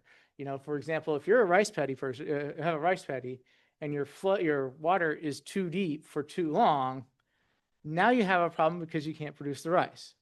And if your road happens to go through one of the marshlands, that's a bit of a problem too. So, people often want to exclude non-hazard flooding, but you do that at the risk of potentially, excluding it for somebody that is that it is a risk. Water reference maps we were talking about, this was talked about earlier. You constantly need to update those because people are constantly building reservoirs, and you want to mask those out appropriately. And then finally, eclipses for optical. This is very important. So these are well-known, well-timed events, so we know when these are going to occur. But when they occur, they actually decrease the radiance and the reflections that is available to the Earth. And so you can get a nice flood that is in the shape of the umbra as it's tracking along. So these are areas that we actually ignore. Flood monitoring is going from SAR. I think, as we just mentioned, I'm not going to go too much in depth on that, but these are very high resolution. They're low latency though, and some agencies actually do restrict some of their data. There are some operational processing, and I'm sorry I missed Liston here, but I was trying to compile all of the things, and it kind of went over. But we do recognize, Copernicus EMS system has a really good processing system. NRCan also has one, but they focus primarily on Canada. Similarly, ISRO has their own, and they focus on India. And now we're starting at NOAA to do sort of a more worldwide one as well. So this goes into a little bit into what is being developed. It currently uses the C-band radar, so that's Sentinel-1, RadarSat-2, and the RCM missions. We've been testing it on X-band with TerraSAR RX and ALS and Capella data. Those are very expensive for a little postage stamp size data, but we're testing it. And Salcom, which is an L-band antenna, which allows you to see through the vegetation. That's one limitation of the C-band. The basics of it is it's a machine learning algorithm that classifies flooded regions. And there's several papers there that you can take a look at. Rapid 2, the next version, we've already started on the next version of it, is including a distribution matching to increase performance over smooth or weakly backscattered areas, and also processing those icy and water areas different. So that's kind of where we're going on that. I think the big takeaway from here is it's very similar. You're getting a signal back from, you're sending a signal back down to the ground, and you're getting reflected sending it back. In the case of optical, it's the sun is doing that, transmitting. And there are multiple satellites, but again, like I said, most of these have low repeats and cycles, and that's where optical can play a role in the response to disasters. And this is just an example. This is not from this current hurricane. This is from Hurricane Idalia. And I think this just shows the power of SAR, where you have your raw image on the left there. You have synthetic aperture winds at the surface, and you have flood extent on the right. And this is all from one scene that you can get all of that information, and all the, both the winds and the floods are used by stakeholders. And of course, you see the coastline inundation, and that actually is where coastline inundation happened during this particular storm. So that was very good. This is there are some bad cases. I could show a snow case that obviously is a struggle as well for us. But there are some considerations. Beam blockage. If you have a narrow valley, your beam's going to be blocked, and that's a very big struggle. Tree canopy, C and X bands can't see through it. L bands can. Cities, it's very, very reflective in the C band, but there are ways of getting the detected, getting floodwater inundation in cities. That sort of thing is being explored and has been explored. And then, of course, revisit time. I mentioned the 30-meter product. This is just an example. It's currently being routinely run globally. There is no archive of it. It's a 5-day rolling archive. But the idea is we take that data, downscale it through a digital elevation model, and then you get a flood depth. And we're currently doing an evaluation of this validation. FEMA is actually in the midst of doing an evaluation, and we hope to hear back more on the exact details of it. But initially we've had some really, really good validation of it. And we're also looking at how we can combine all of these types of flood products: optical, LEO, geo, SAR, because that's really leverages your temporal, leverages your spatial resolution. And another future product is the City College of New York, which I'm actually going to be a subcontractor or something, employee of. We have a contract with UMetSat to develop an optical flood product. So with using the FCI instrument on the MediaSat 3rd generation geostationary satellites. The important key is that this will now cover the Europe, and it will cover Africa, which has been a big gap in the what we call the geo ring for geostationary flood products. I won't linger on this too long because I think they're going to have the slides here.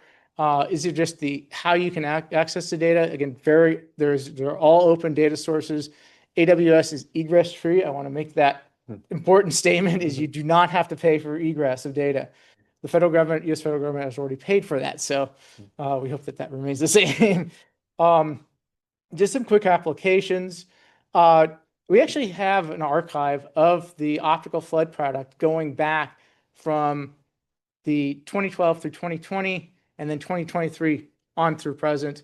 The gap between 2021 and 23 is on a server that is not maintained, but it is at least is now back up. And I've been working with Guy over here, Guy Schumann, to hopefully put that onto Azure so that there's another backup for people. But again, this archives can do things like you were talking about: flood monitoring, flood assessment, where to place things, and frequency of flooding. And so this is obviously not a published thing that we've done, but something that we did experimentally, of basically looking at the number of days a given pixel was flooded, or what we just sort of threshold in our data set. And then, what's the cumulative amount? And then that can be used to do your, an impact analysis, and actually has been used by an NGO up in Britain for the World Bank, actually, it was a small project, just a couple countries, but they're using that to place where schools are, the impacts to schools, as people have to, a lot of those countries, the people have to walk 5 miles, 10 miles to get to school and the same back. So it's very important for them to have that sort of information. We have a lot of partners. WASD is one of them, and we're very thankful for that. I won't go through all of our partners because we could be here for a whole day for that. We're talking about combining data, socioeconomics. We provide the flood product, but we use partners like WASD, World Food Program, UNISAT, UNDRR, et cetera, to combine that and get that population impact. And this is just an example from UNISAT from the Pakistani floods in 2022. where they did an impact analysis on the population, flood extent, how much cropland it's been mentioned.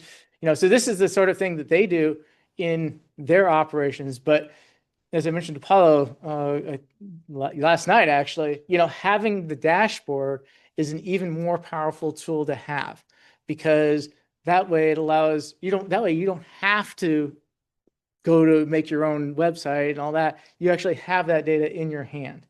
And so we're very happy that we're partnering with WASD to help bring this data set that is, again, freely available in an archive to the aid of groups like the Red Cross. Well, the World Food Program, but we're hopeful that we can partner with the Red Cross as well. And we're also combining data. This is, again, goes to our validation effort, where we have the VIIRS product as a base. We're overlaying where the various gauges are, and you can actually manually click on what the gauge information is, gets you confidence as to what the flood product is doing. And we're overlaying, I think it's the GlowFast, flow. Essentially, it's the flow rate of the river, whether it's normal flow, 100-year flow, whatever. But again, provide that information that they can give. That gives confidence to the satellite data that we're providing. And with that, I conclude. William, thank you very much again. I don't know really how to say. It's impressive, no? We finished the presentation. Now we will have this quick panel with the two scientific presentation, no, from LIST and University of Wisconsin, from Pratic and William, I love to say. And okay, I was running to go to work, because the more I listen to you, the more I want to go there, add the results to write, convert it in actionable information.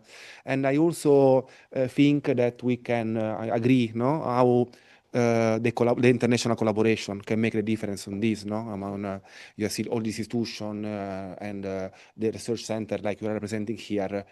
Is the starting point if we want to try to make a little bit of a difference. So thank you again, and thank you for coming here in person. Really appreciated.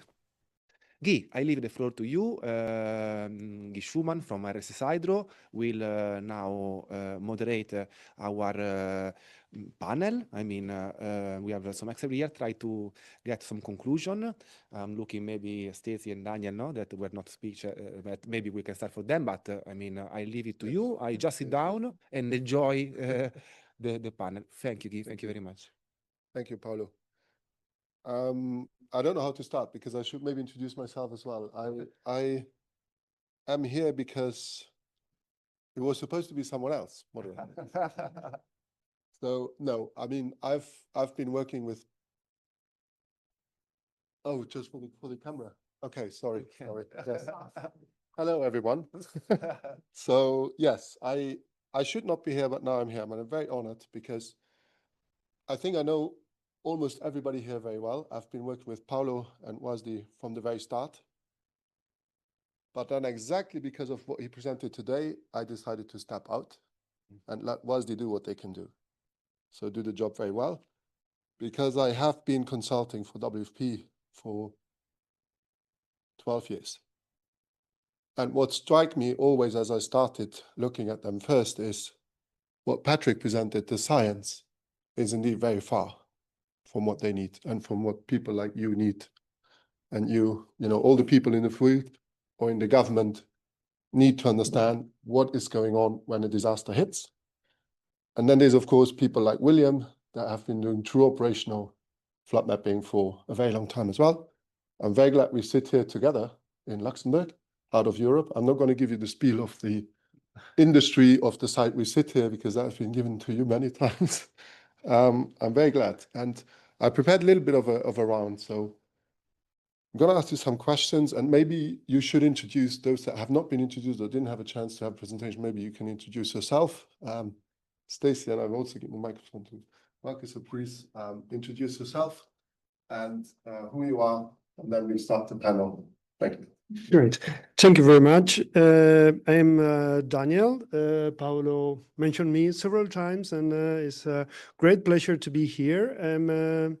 We've been working on these things already almost 2 years, so it's very short but intense experience and really, really grateful to be here. So professionally, I'm working the Red Cross. I'm the head of the reference and technical unit of International Department of Luxembourg Red Cross. Thank you very much. Hello to everyone. My name is Stacy Rodriguez, and I'm actually part of the Humanitarian Action Service within the Ministry for Development Cooperation and Humanitarian Affairs. I mean, the Ministry for Foreign and European Affairs, but we're the Directorate for Development Cooperation. Thank you. Thank you. I mean, Paolo, is anybody online on the panel? No, there's nobody that's online that should be introduced. I will suggest you, I don't know, no, introduce already or introduced, I think. I don't know if Beth is still with us, that can maybe intervene later. I don't know if Marco, but maybe you can start, okay? And I will ask my team to check if they are online. If they want to intervene, maybe they can raise your hand and you can tell us, okay? Great, thank you. Yeah, as I said, I prepared a little bit of something like I'm going to go into 3 rounds, basically. And it will be focused, of course, on rice. But I will try to push a bit of what should be answered or what people think they should say, because we all know we're in a kind of funny situation right now around the world. And right now, there's more than 2 events going on. There's at least 4 events that I know of that are very, very big. And William has been mentioned 2 of them. Cuba is hit, Jamaica, Dominican Republic, Vietnam, Thailand, and I can go on like this. It's a lot. And it seems it's unsurmountable, even if you have something like rice. So if we go to help now question, right? We want to help now, right now. So if I look at, maybe indeed I should look at humanitarian first, because when you have these events and they go simultaneously at the same time, basically nature doesn't care where it hits. And we've seen now opposite poles, right? Caribbean, Vietnam, Mekong, so it always hits there. How would you say in humanitarian, I mean, you've showed it, and it was a wonderful exercise, you know, this rice, without rice. What does it really, what has it changed, or you think, could it change, and what bottlenecks in the field can it really move? I mean, the information still has to reach the people in the field that you have. Even if you have people sitting at the desk, they can do it faster. But is there still a bottleneck? And if not, how great has it been? Has it really changed something?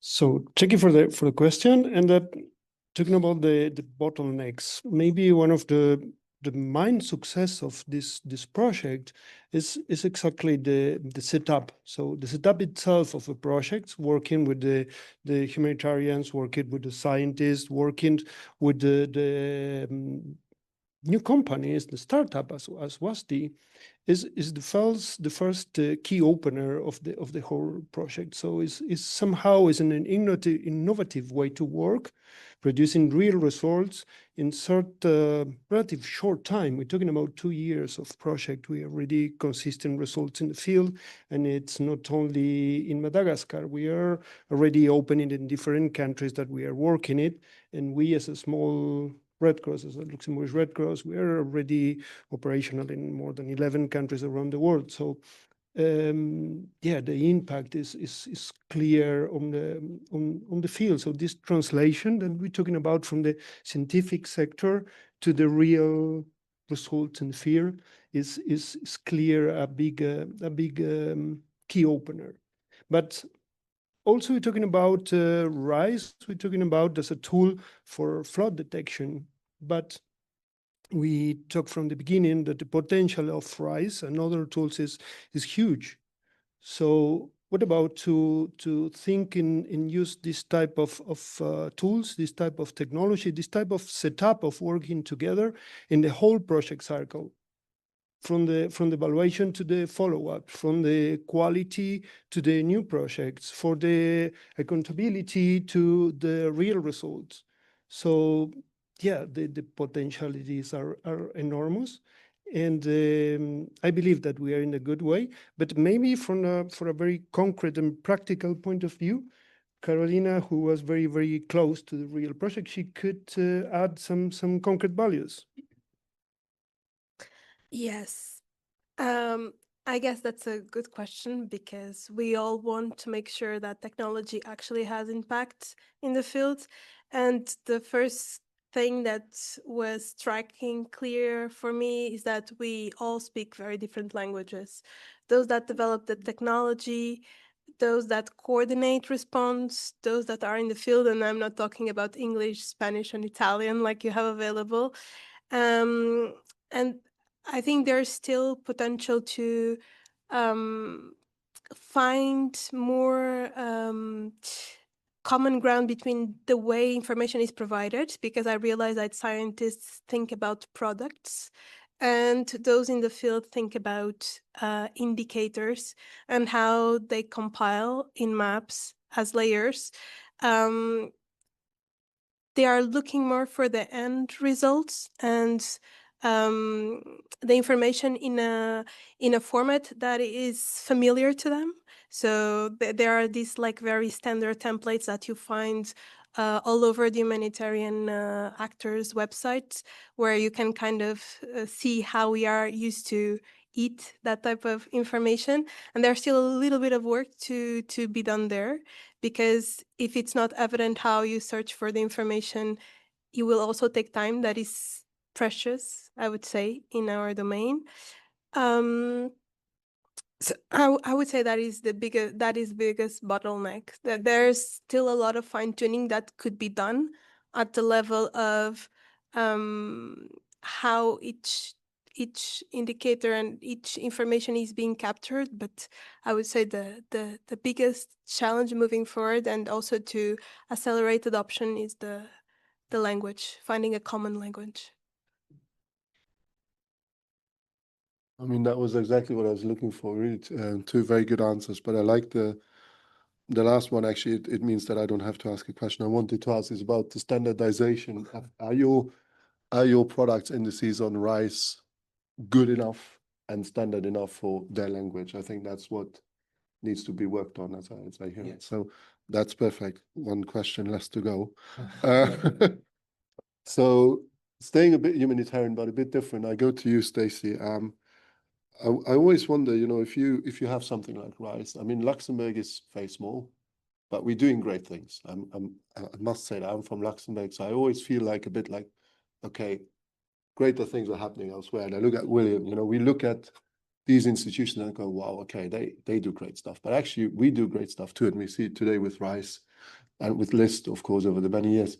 So as a government, and especially in humanitarian affairs, how do you rate something like rice? I mean, if you look at the ecosystem of Luxembourg, how do you put a value to something like rice? Thank you very much, Guy. I will try to be concise, because I feel there has been already a lot of information provided and a lot of things to think about. But I think it's a great question. I mean, to those who maybe know a little bit about the humanitarian action policy of Luxembourg, we very much see value in technological solutions and innovative solutions to really bring more effectiveness and efficiency to humanitarian action, but also to make it more informed. And I think that with RISE, it actually fits very well within this broader commitment when it comes to digital innovation and data-driven solutions. In Luxembourg, I think there are, of course, some Earth observation services providing access to satellite imagery. I think recently we had the launch of Lux EOSIS, for instance. But I think that the added value of RISE is really the way it bridges the gap between raw data and really real world decision making for humanitarian actors and for people that are not necessarily experts when it comes to how we process such data. And so I think when we have tools like this and the way we assess their value and impact as well is, of course, on the one hand, you have the operational impact on the ground. How do such tools and services really translate into actionable insights for improving decision making? How do they really bring about change for people on the ground? And so I thought it was really striking, the example that was given by the Red Cross and the two teams, and really seeing the difference that it has brought in terms of cost efficiencies, time efficiencies. I thought that was really, really striking. The other point is accessibility of such a tool, particularly for vulnerable and vulnerable regions and regions that have a weak digital infrastructure. How can we make sure that such tools and solutions contribute to more equitable access, also in terms of user friendliness, in how others beyond experts can really make use of this such tools. And then I think lastly is really the strategic value of such tools, because RISE, for instance, really demonstrates how digital technologies can actually serve as a global public good for the humanitarian for the humanitarian sector, as a whole, but it could also be extended more broadly. And this is really where open source also comes into question. Yeah, I mean, really great. Thank you very much. I mean, again, you know, there's a lot in your answers that we could just talk about for days, and you know how some tools can do very well, and then of course these need to be continuously supported. And that brings me to my next round. Is like, obviously when you have something like RISE, you want to do more, and as Paolo said quite rightly in his talk, is like, you know, it's a business as well, so you have to ensure continuity, you have to ensure maybe some return on investment, but that's really up to WASDI now to see how you figure out, you know, the business model of all this. But if you say you want to do more, like, what is the, you know, what is your technical roadmap in RISE? I mean, we've seen now talking about AI. Will you bring in some agentic AI to produce in 10 seconds a report from those results that would even cut more time down? And or are you bringing in, like, is it possible that if let's say WFP or others, they get images for free from Airbus Foundation, you know, and things like that, high resolution, could they upload that imagery to also be processed? And can you do controlled access? Just anything you think about roadmap, and also then probably give the mic to List to add to that. What's the technical roadmap for RISE 2.0? Wow, thank you for the question. We are full of ideas, honestly, and it will be easy to leverage nowadays artificial intelligence, machine learning. Everyone is talking about this. For sure, it is in our plan. Luckily, we have a nice team that can, as a skill, can improve the skills. So yes, we are also working in this direction.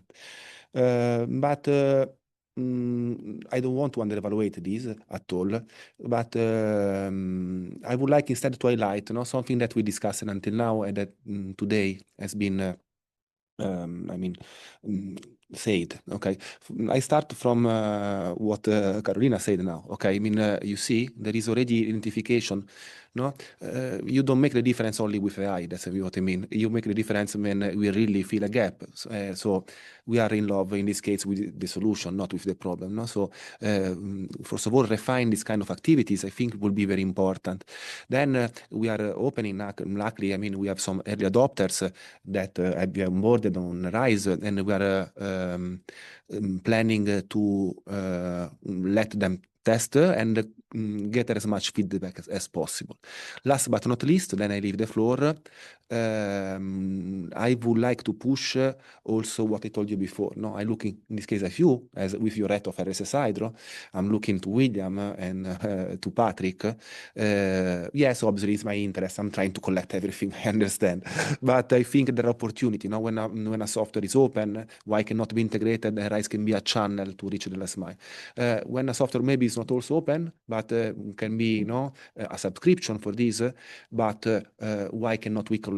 So my idea will be to open as much as possible this channel to leverage open source things, to try to help together as companies to sustain ourselves and provide the best possible service. I think that if the software is used and is used on the field, don't ask me how now, but I'm sure it will be sustainable. The problem is when the software is not used, that is not sustainable. This is my idea. No, I get you, and I think that's very right. Your last point, I agree. If you develop something and like a lot of people use it, but you don't know a business model yet, I think it will come. It will come. But the worst is if things are not used, then you may as well not have developed them that way. Exactly. And I think for RISE, it's definitely not the case. It's more the former. You know, it is used already. Yes. And it will be used. Yeah. So I hand the microphone quickly to Patrick, because I also want to understand if LIST is already working maybe on the hazard 2.0 or 3.0, because I saw some of your WhatsApp messages on that phone were actually from GPOT. So I remember that. So I would call this hazard 2.0. So now what's your hazard 3.0? Is it full integration of more SAR satellites? Like, you know, as William was saying, the radar sat, anything? Are you merging more SAR, or what's the new thing?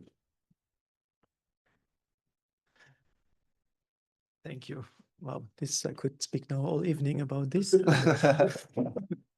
I mean, when we started Hazard, the vision, as I said before, was to have a worldwide service that works anytime, everywhere. So we are not there yet. So even if now, for example, we have satellites that give us information like the Sentinel-1 every 2 to 3 days, that sounds impressive. But of course, somebody who wants to have a real-time information, it's still far from being enough. And then exactly it's what you said. We need to work on this multi-source remote sensing based change detection. So not just relying on one satellite, as I showed before, but taking really advantage of all these satellites that are available, that have different resolutions, that are based on different technologies, to put all this together to have in the end a consistent product that says something about the flood extent just now. I think that's one thing. Maybe another thing that is important is, and that applies also for even a country like Luxembourg, I would say that when we have now a flood situation like we had a couple of weeks ago, very often we hear on the radio there is a risk of a flood. And then people tell me, what exactly does that mean for me? Do I need to move my car in a different place? Do I need to go to a different city? So really these personalized warnings need to be generated. That's also something that is, in my opinion, still missing. I think now with more satellite data, with also the integration of satellite data into high accuracy forecasting models, we have to work on this kind of very high resolution, real-time updates on the situation. And maybe a last point, and that is a bit related to what I just said. It's not enough just to say there's a water here or there. It's really the impact of this event that is important. And that's what also Red Cross, of course, confirmed. And I think they know much better than me how we translate this information we get from an algorithm like Hazard into really this actionable insight. Thank you. I mean, I think we should. Do you want to comment on? Yeah. I just wanted to make a quick comment. Is especially on the personalized forecast. You probably heard a lot about the early warnings for all, and impact-based warnings and impact-based forecasts, and really that goes to what you're saying, but also how do you integrate the satellite data into those impact-based warnings, impact-based forecasts. I personally have not done a lot of it. I know some colleagues in Indonesia that have tried to start integrating in more satellite data into those sort of things. But as you're saying, they want to know, you want to know before the event or during the event, at the very beginning of it, what does it mean to you? And when you say it's a 30% chance of showers, what exactly does that mean? That's a very vague answer. And so I think, you're right that, getting this stuff into a more personalized, and you were mentioning AI just a little bit, I think there are opportunities to bring in AI and ML techniques. I mean, to things like the urban interface for floods, to get those signals that are very hard to get in the C-band radars and other radars. But I think, there are opportunities. It's not the end all, but it is, actually taking a course. It's a tool that we can use that can help fill a gap is really what it does. No, it's very true. I mean, do you want to? No, Oh, sorry. I was wondering if I could just give a practical example of this that we faced, because the Luxembourg Red Cross specializes in shelter and settlements. And when we were discussing flood depth, this was something that arose because we were reflecting upon how this information might have actually like a negative impact in colleagues by alarming them, because there's a difference between having 10 centimeters of water and 1.5 meters. So 1.5 meters, we have to evacuate. 10 centimeters, it's a different story.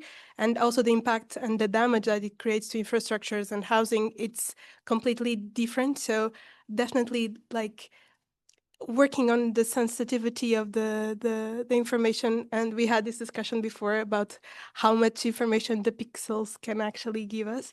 But I think it's for sure the future, because it can be the downside of using satellite imagery now, which is potentially we are creating alarm before it actually means something significant for the ones responding in the ground. Yeah, very true. It's about. Thank you.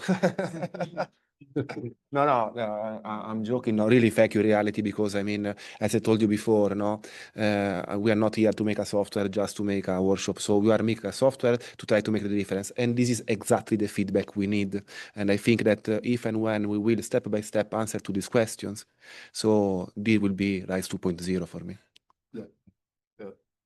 I think so. That would be indeed very nice also to take care about the sensitivity of the information and what it actually means. Can there be liability? Who's responsible if you start giving out this information that is still quite uncertain? But of course, in science, we know why. It's the DM that is inherently erroneous. So if you start putting an accurate flood extent on there, you're going to get a wrong flood depth. But can we work on it to make it better? I believe so. So yeah, just need to be a bit careful about what you tell the Red Cross, what the pixel says. And being very honest to you, I think it's easier than you having to explain to people in the field that things are wrong. So, sorry, you made me add one more. So yeah, I was going to say, explain, the point of, explaining what's in the pixel. What does it mean? In our interactions, for example, with the World Food Program, you have this 375 meter product. What exactly does that mean? What is 10%, a 10% flooded pixel mean? And, when you explain to them that, okay, if it says there's 10% of the pixel that says it says 10% of the pixel is flooded, that's most likely, from our experience and from validation sources, when the road or the dirt is somewhat wet. And as you're saying, sometimes different people have different needs. For example, if the World Food Program is trying to deliver aid, just a slightly moist dirt road can be a big problem. And the difference between driving your truck versus aircraft having to deliver it. But in the case of like I said, the Red Cross, okay, it's muddy, so we're not, you're not going to evacuate. So it's also it's communicating what you're seeing from the satellite, and also understanding what the user needs as well. And I think those are two key points that are interchangeable. And that also goes to, expanding your capacity to people, groups and countries that do not necessarily have that satellite access. I'm thinking in my mind primarily Africa, because I've dealt with a lot of in one of the groups I'm part of, EOTech DevNet, which is a capacity building project. That's really a big area where there's a big technology gap and a big hole, and getting them the resources they need is, I think, a very important thing. And I think things like RISE are very good ways of presenting that data to the people in a manner they can hopefully easily understand. So yeah, I mean, that's more or less the answer to my final question, because I have the question for all the panelists, and then I wanted to have one question from the audience. to whoever you pick. So final question, and it's almost what William was trying to say, I think. So my question is, if you want this, something like RISE to be truly transformative, let's say in the next 5 years, because the world is actually moving at speeds we've not seen before, changes in policies, changes in funding, changes in everything. Let's do it 3 years. In the next 3 years, in a collaborative framework, what needs to happen? Does there need to be a push towards better technology, better communication, more funding, or policy changes, or all of that? And so who wants to go first? I mean, William, you started. Maybe I'll just say all of it, because you can't have, you need better technology because you want to have higher resolution satellites, you want more SARSats, you want to, have all this more data in order to produce these products in rapid time. So that requires technological and, it also means funding for building the satellites, developing the resources, developing tools like RISE and the like. It also involves the interaction with the stakeholders and learning what they need. So, and I'll just use the example of the NOAA VIRS products, because I know more well about. Like I said, back in 2012, the JPSS program had what's called a risk reduction program, which is basically the idea is there were several categories and they had people that were funded to do various works. One of those was the VIRS flood product. And as I mentioned in my talk, pretty much right after that, after they started the project, there was the flooding in Galena, Alaska. And the story goes, it was over a beer that they were like, Mitch Goldberg it was over a beer, and they're like, why can't we have this product? Why can't we talk to the forecasters? Because that's really, and that really kicked off, understanding what do the forecasters need, how often do they need it, what sort of products are they looking at, and then we saw that the end result was we have a global VIRS flood product. It was just supposed to be over the US, and it was just as cheap to do it over the entire globe. So, we have a global flood product that is now operational at NOAA 24/7.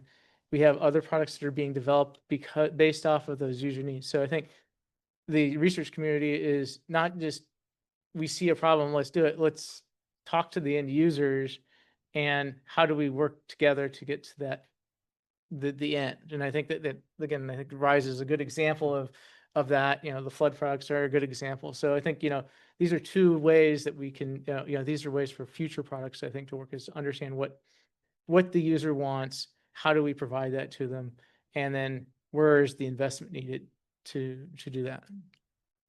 No, I will leave the others. I mean, I take notes on this question. I will not answer. I'm taking note on their answer. Thank you. I think this was good. Anybody else wants to add, or shall we go to the audience? Maybe Stacey. Yes, maybe you, and then you can give the mic to. Maybe just very briefly, I completely agree with what you were saying, and I would maybe put in another one. I think collaboration is also a very important part of this, really collaborating, really making sure that the tools that are there are open source for people to really use from them, but also collaborations with private sector, for instance, for them being able to bring in services and their technology as well. So I just wanted to take those three and raise you one.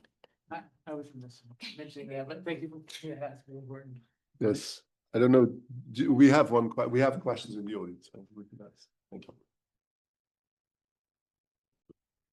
Yes, so actually this question is quite linked to your current discussion. It is Mirella from the North Carolina State University that is saying, I'm curious how others have approached building partnerships between scientists and end users in flood mapping projects. Are there users or organizations currently interested in working more closely with research groups on applying satellite-based flood information? Who would like to take this one? You may. Actually, when you asked like what we needed more of, I also noted we need more people doing awareness, like maybe people in the middle between those developing the technology and those using it, because again, the language is not the same. Someone needs to be there to translate and kind of highlight the advantages and finally convince everyone to adopt, because there are so many good reasons to do so. And potentially more case studies, because images, pictures are worth 1,000 words.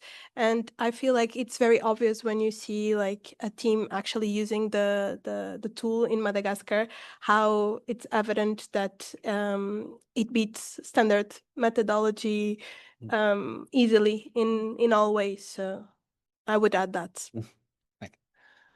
Yeah, maybe to just complement a bit with some practical examples, because at the end, RISE is a practical examples of this collaboration. And maybe what makes this tool so interesting for us, it is like it's a live tool, as Paolo says. It's not open source, but it's a live tool. And somehow to the question, who is interested?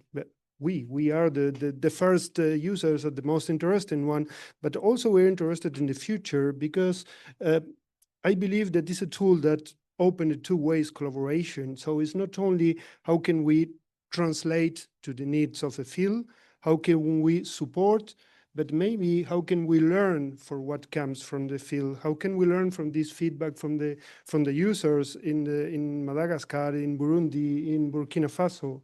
How can we learn from the different aspects? So I think this is real the big potential of this tool. Okay, I think, how are we doing with time? Are we supposed to start that week?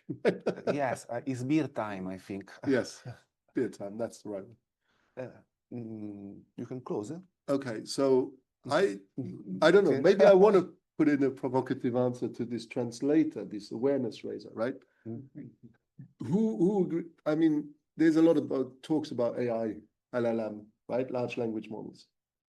And some argue that this could be the job of an AI pilot, a well-trained AI pilot that translates from this language that you see on RISE to the humanitarian language that you need to understand and the people in the field need to understand. I mean, maybe that is sort of an avenue that should be looked at. I don't know. Maybe that's RISE 4.0. Sorry, yes, I can take this because, yes, I see the potential of what you see. But as I told you before, trust me, I trust in AI, but I trust also in sapiens intelligence. No?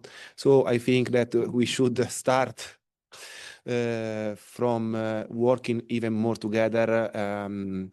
I mean, it's all the afternoon that we say this. I think we can say that we fed each other, no? Looking the three partners of this project, because literally we really tried to feed each other, and it looks to me that it worked. So I would like to find the opportunity to continue this. Then, when we are ready, AI can help us a lot to speed up, to be more precise, to be more productive. But I would prefer before to have this done with our own minds.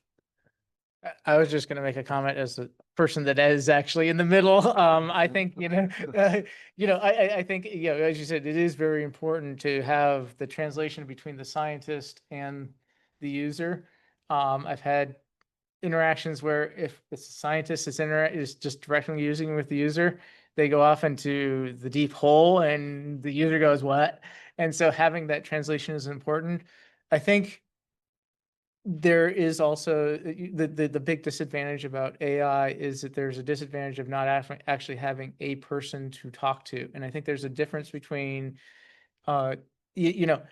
some model giving you a written thing. And don't get me wrong, I use AI a lot in writing my emails because it's very good. But I think there is a certain amount of trust in having a person talk to that. But I think there does need to be, I think, more people that are in that middle, because there's a lot of users and getting that getting getting then those people then correlate everything with AI or whatever and go on. But I think you're right. We definitely need to have those translators because there are multiple languages. Each agency seems to have their own language, right? And I think we need to just and as you said, collaboration is very important. That's one of the reasons I'm very happy to have been introduced to WASD and others to foster that collaboration, but also that outreach to, again, as I mentioned, the outreach to some of the other end users that may not be in our little community of humanitarian, Red Cross, World Food Program, but the forecaster that's in Niger or wherever, the Volta Basin, right? They are the end user, one of the end users too, and they're just as important as the humanitarian side. So I think having those translators between each group and getting the data to them, presenting it to them, showing how showing the case studies, things like that, I think are very important things. So I think that covered the part of the question as well. So yeah, I think we close it here because that was actually Yes. the collaborative note. So let's go to collaborate. Yes. And I wanted to thank everybody also, especially those online, Yes. because I know it's quite tiring when you are online to listen to everything and maybe you didn't catch everything. But in that case, probably, Paolo, they can email you Yes, please. directly. Maybe you can share things that they didn't catch. So thank you all very much. Thank you all for coming. And it's been a pleasure. And thank you for inviting me. Thank you. Thank you very much. Thank you all.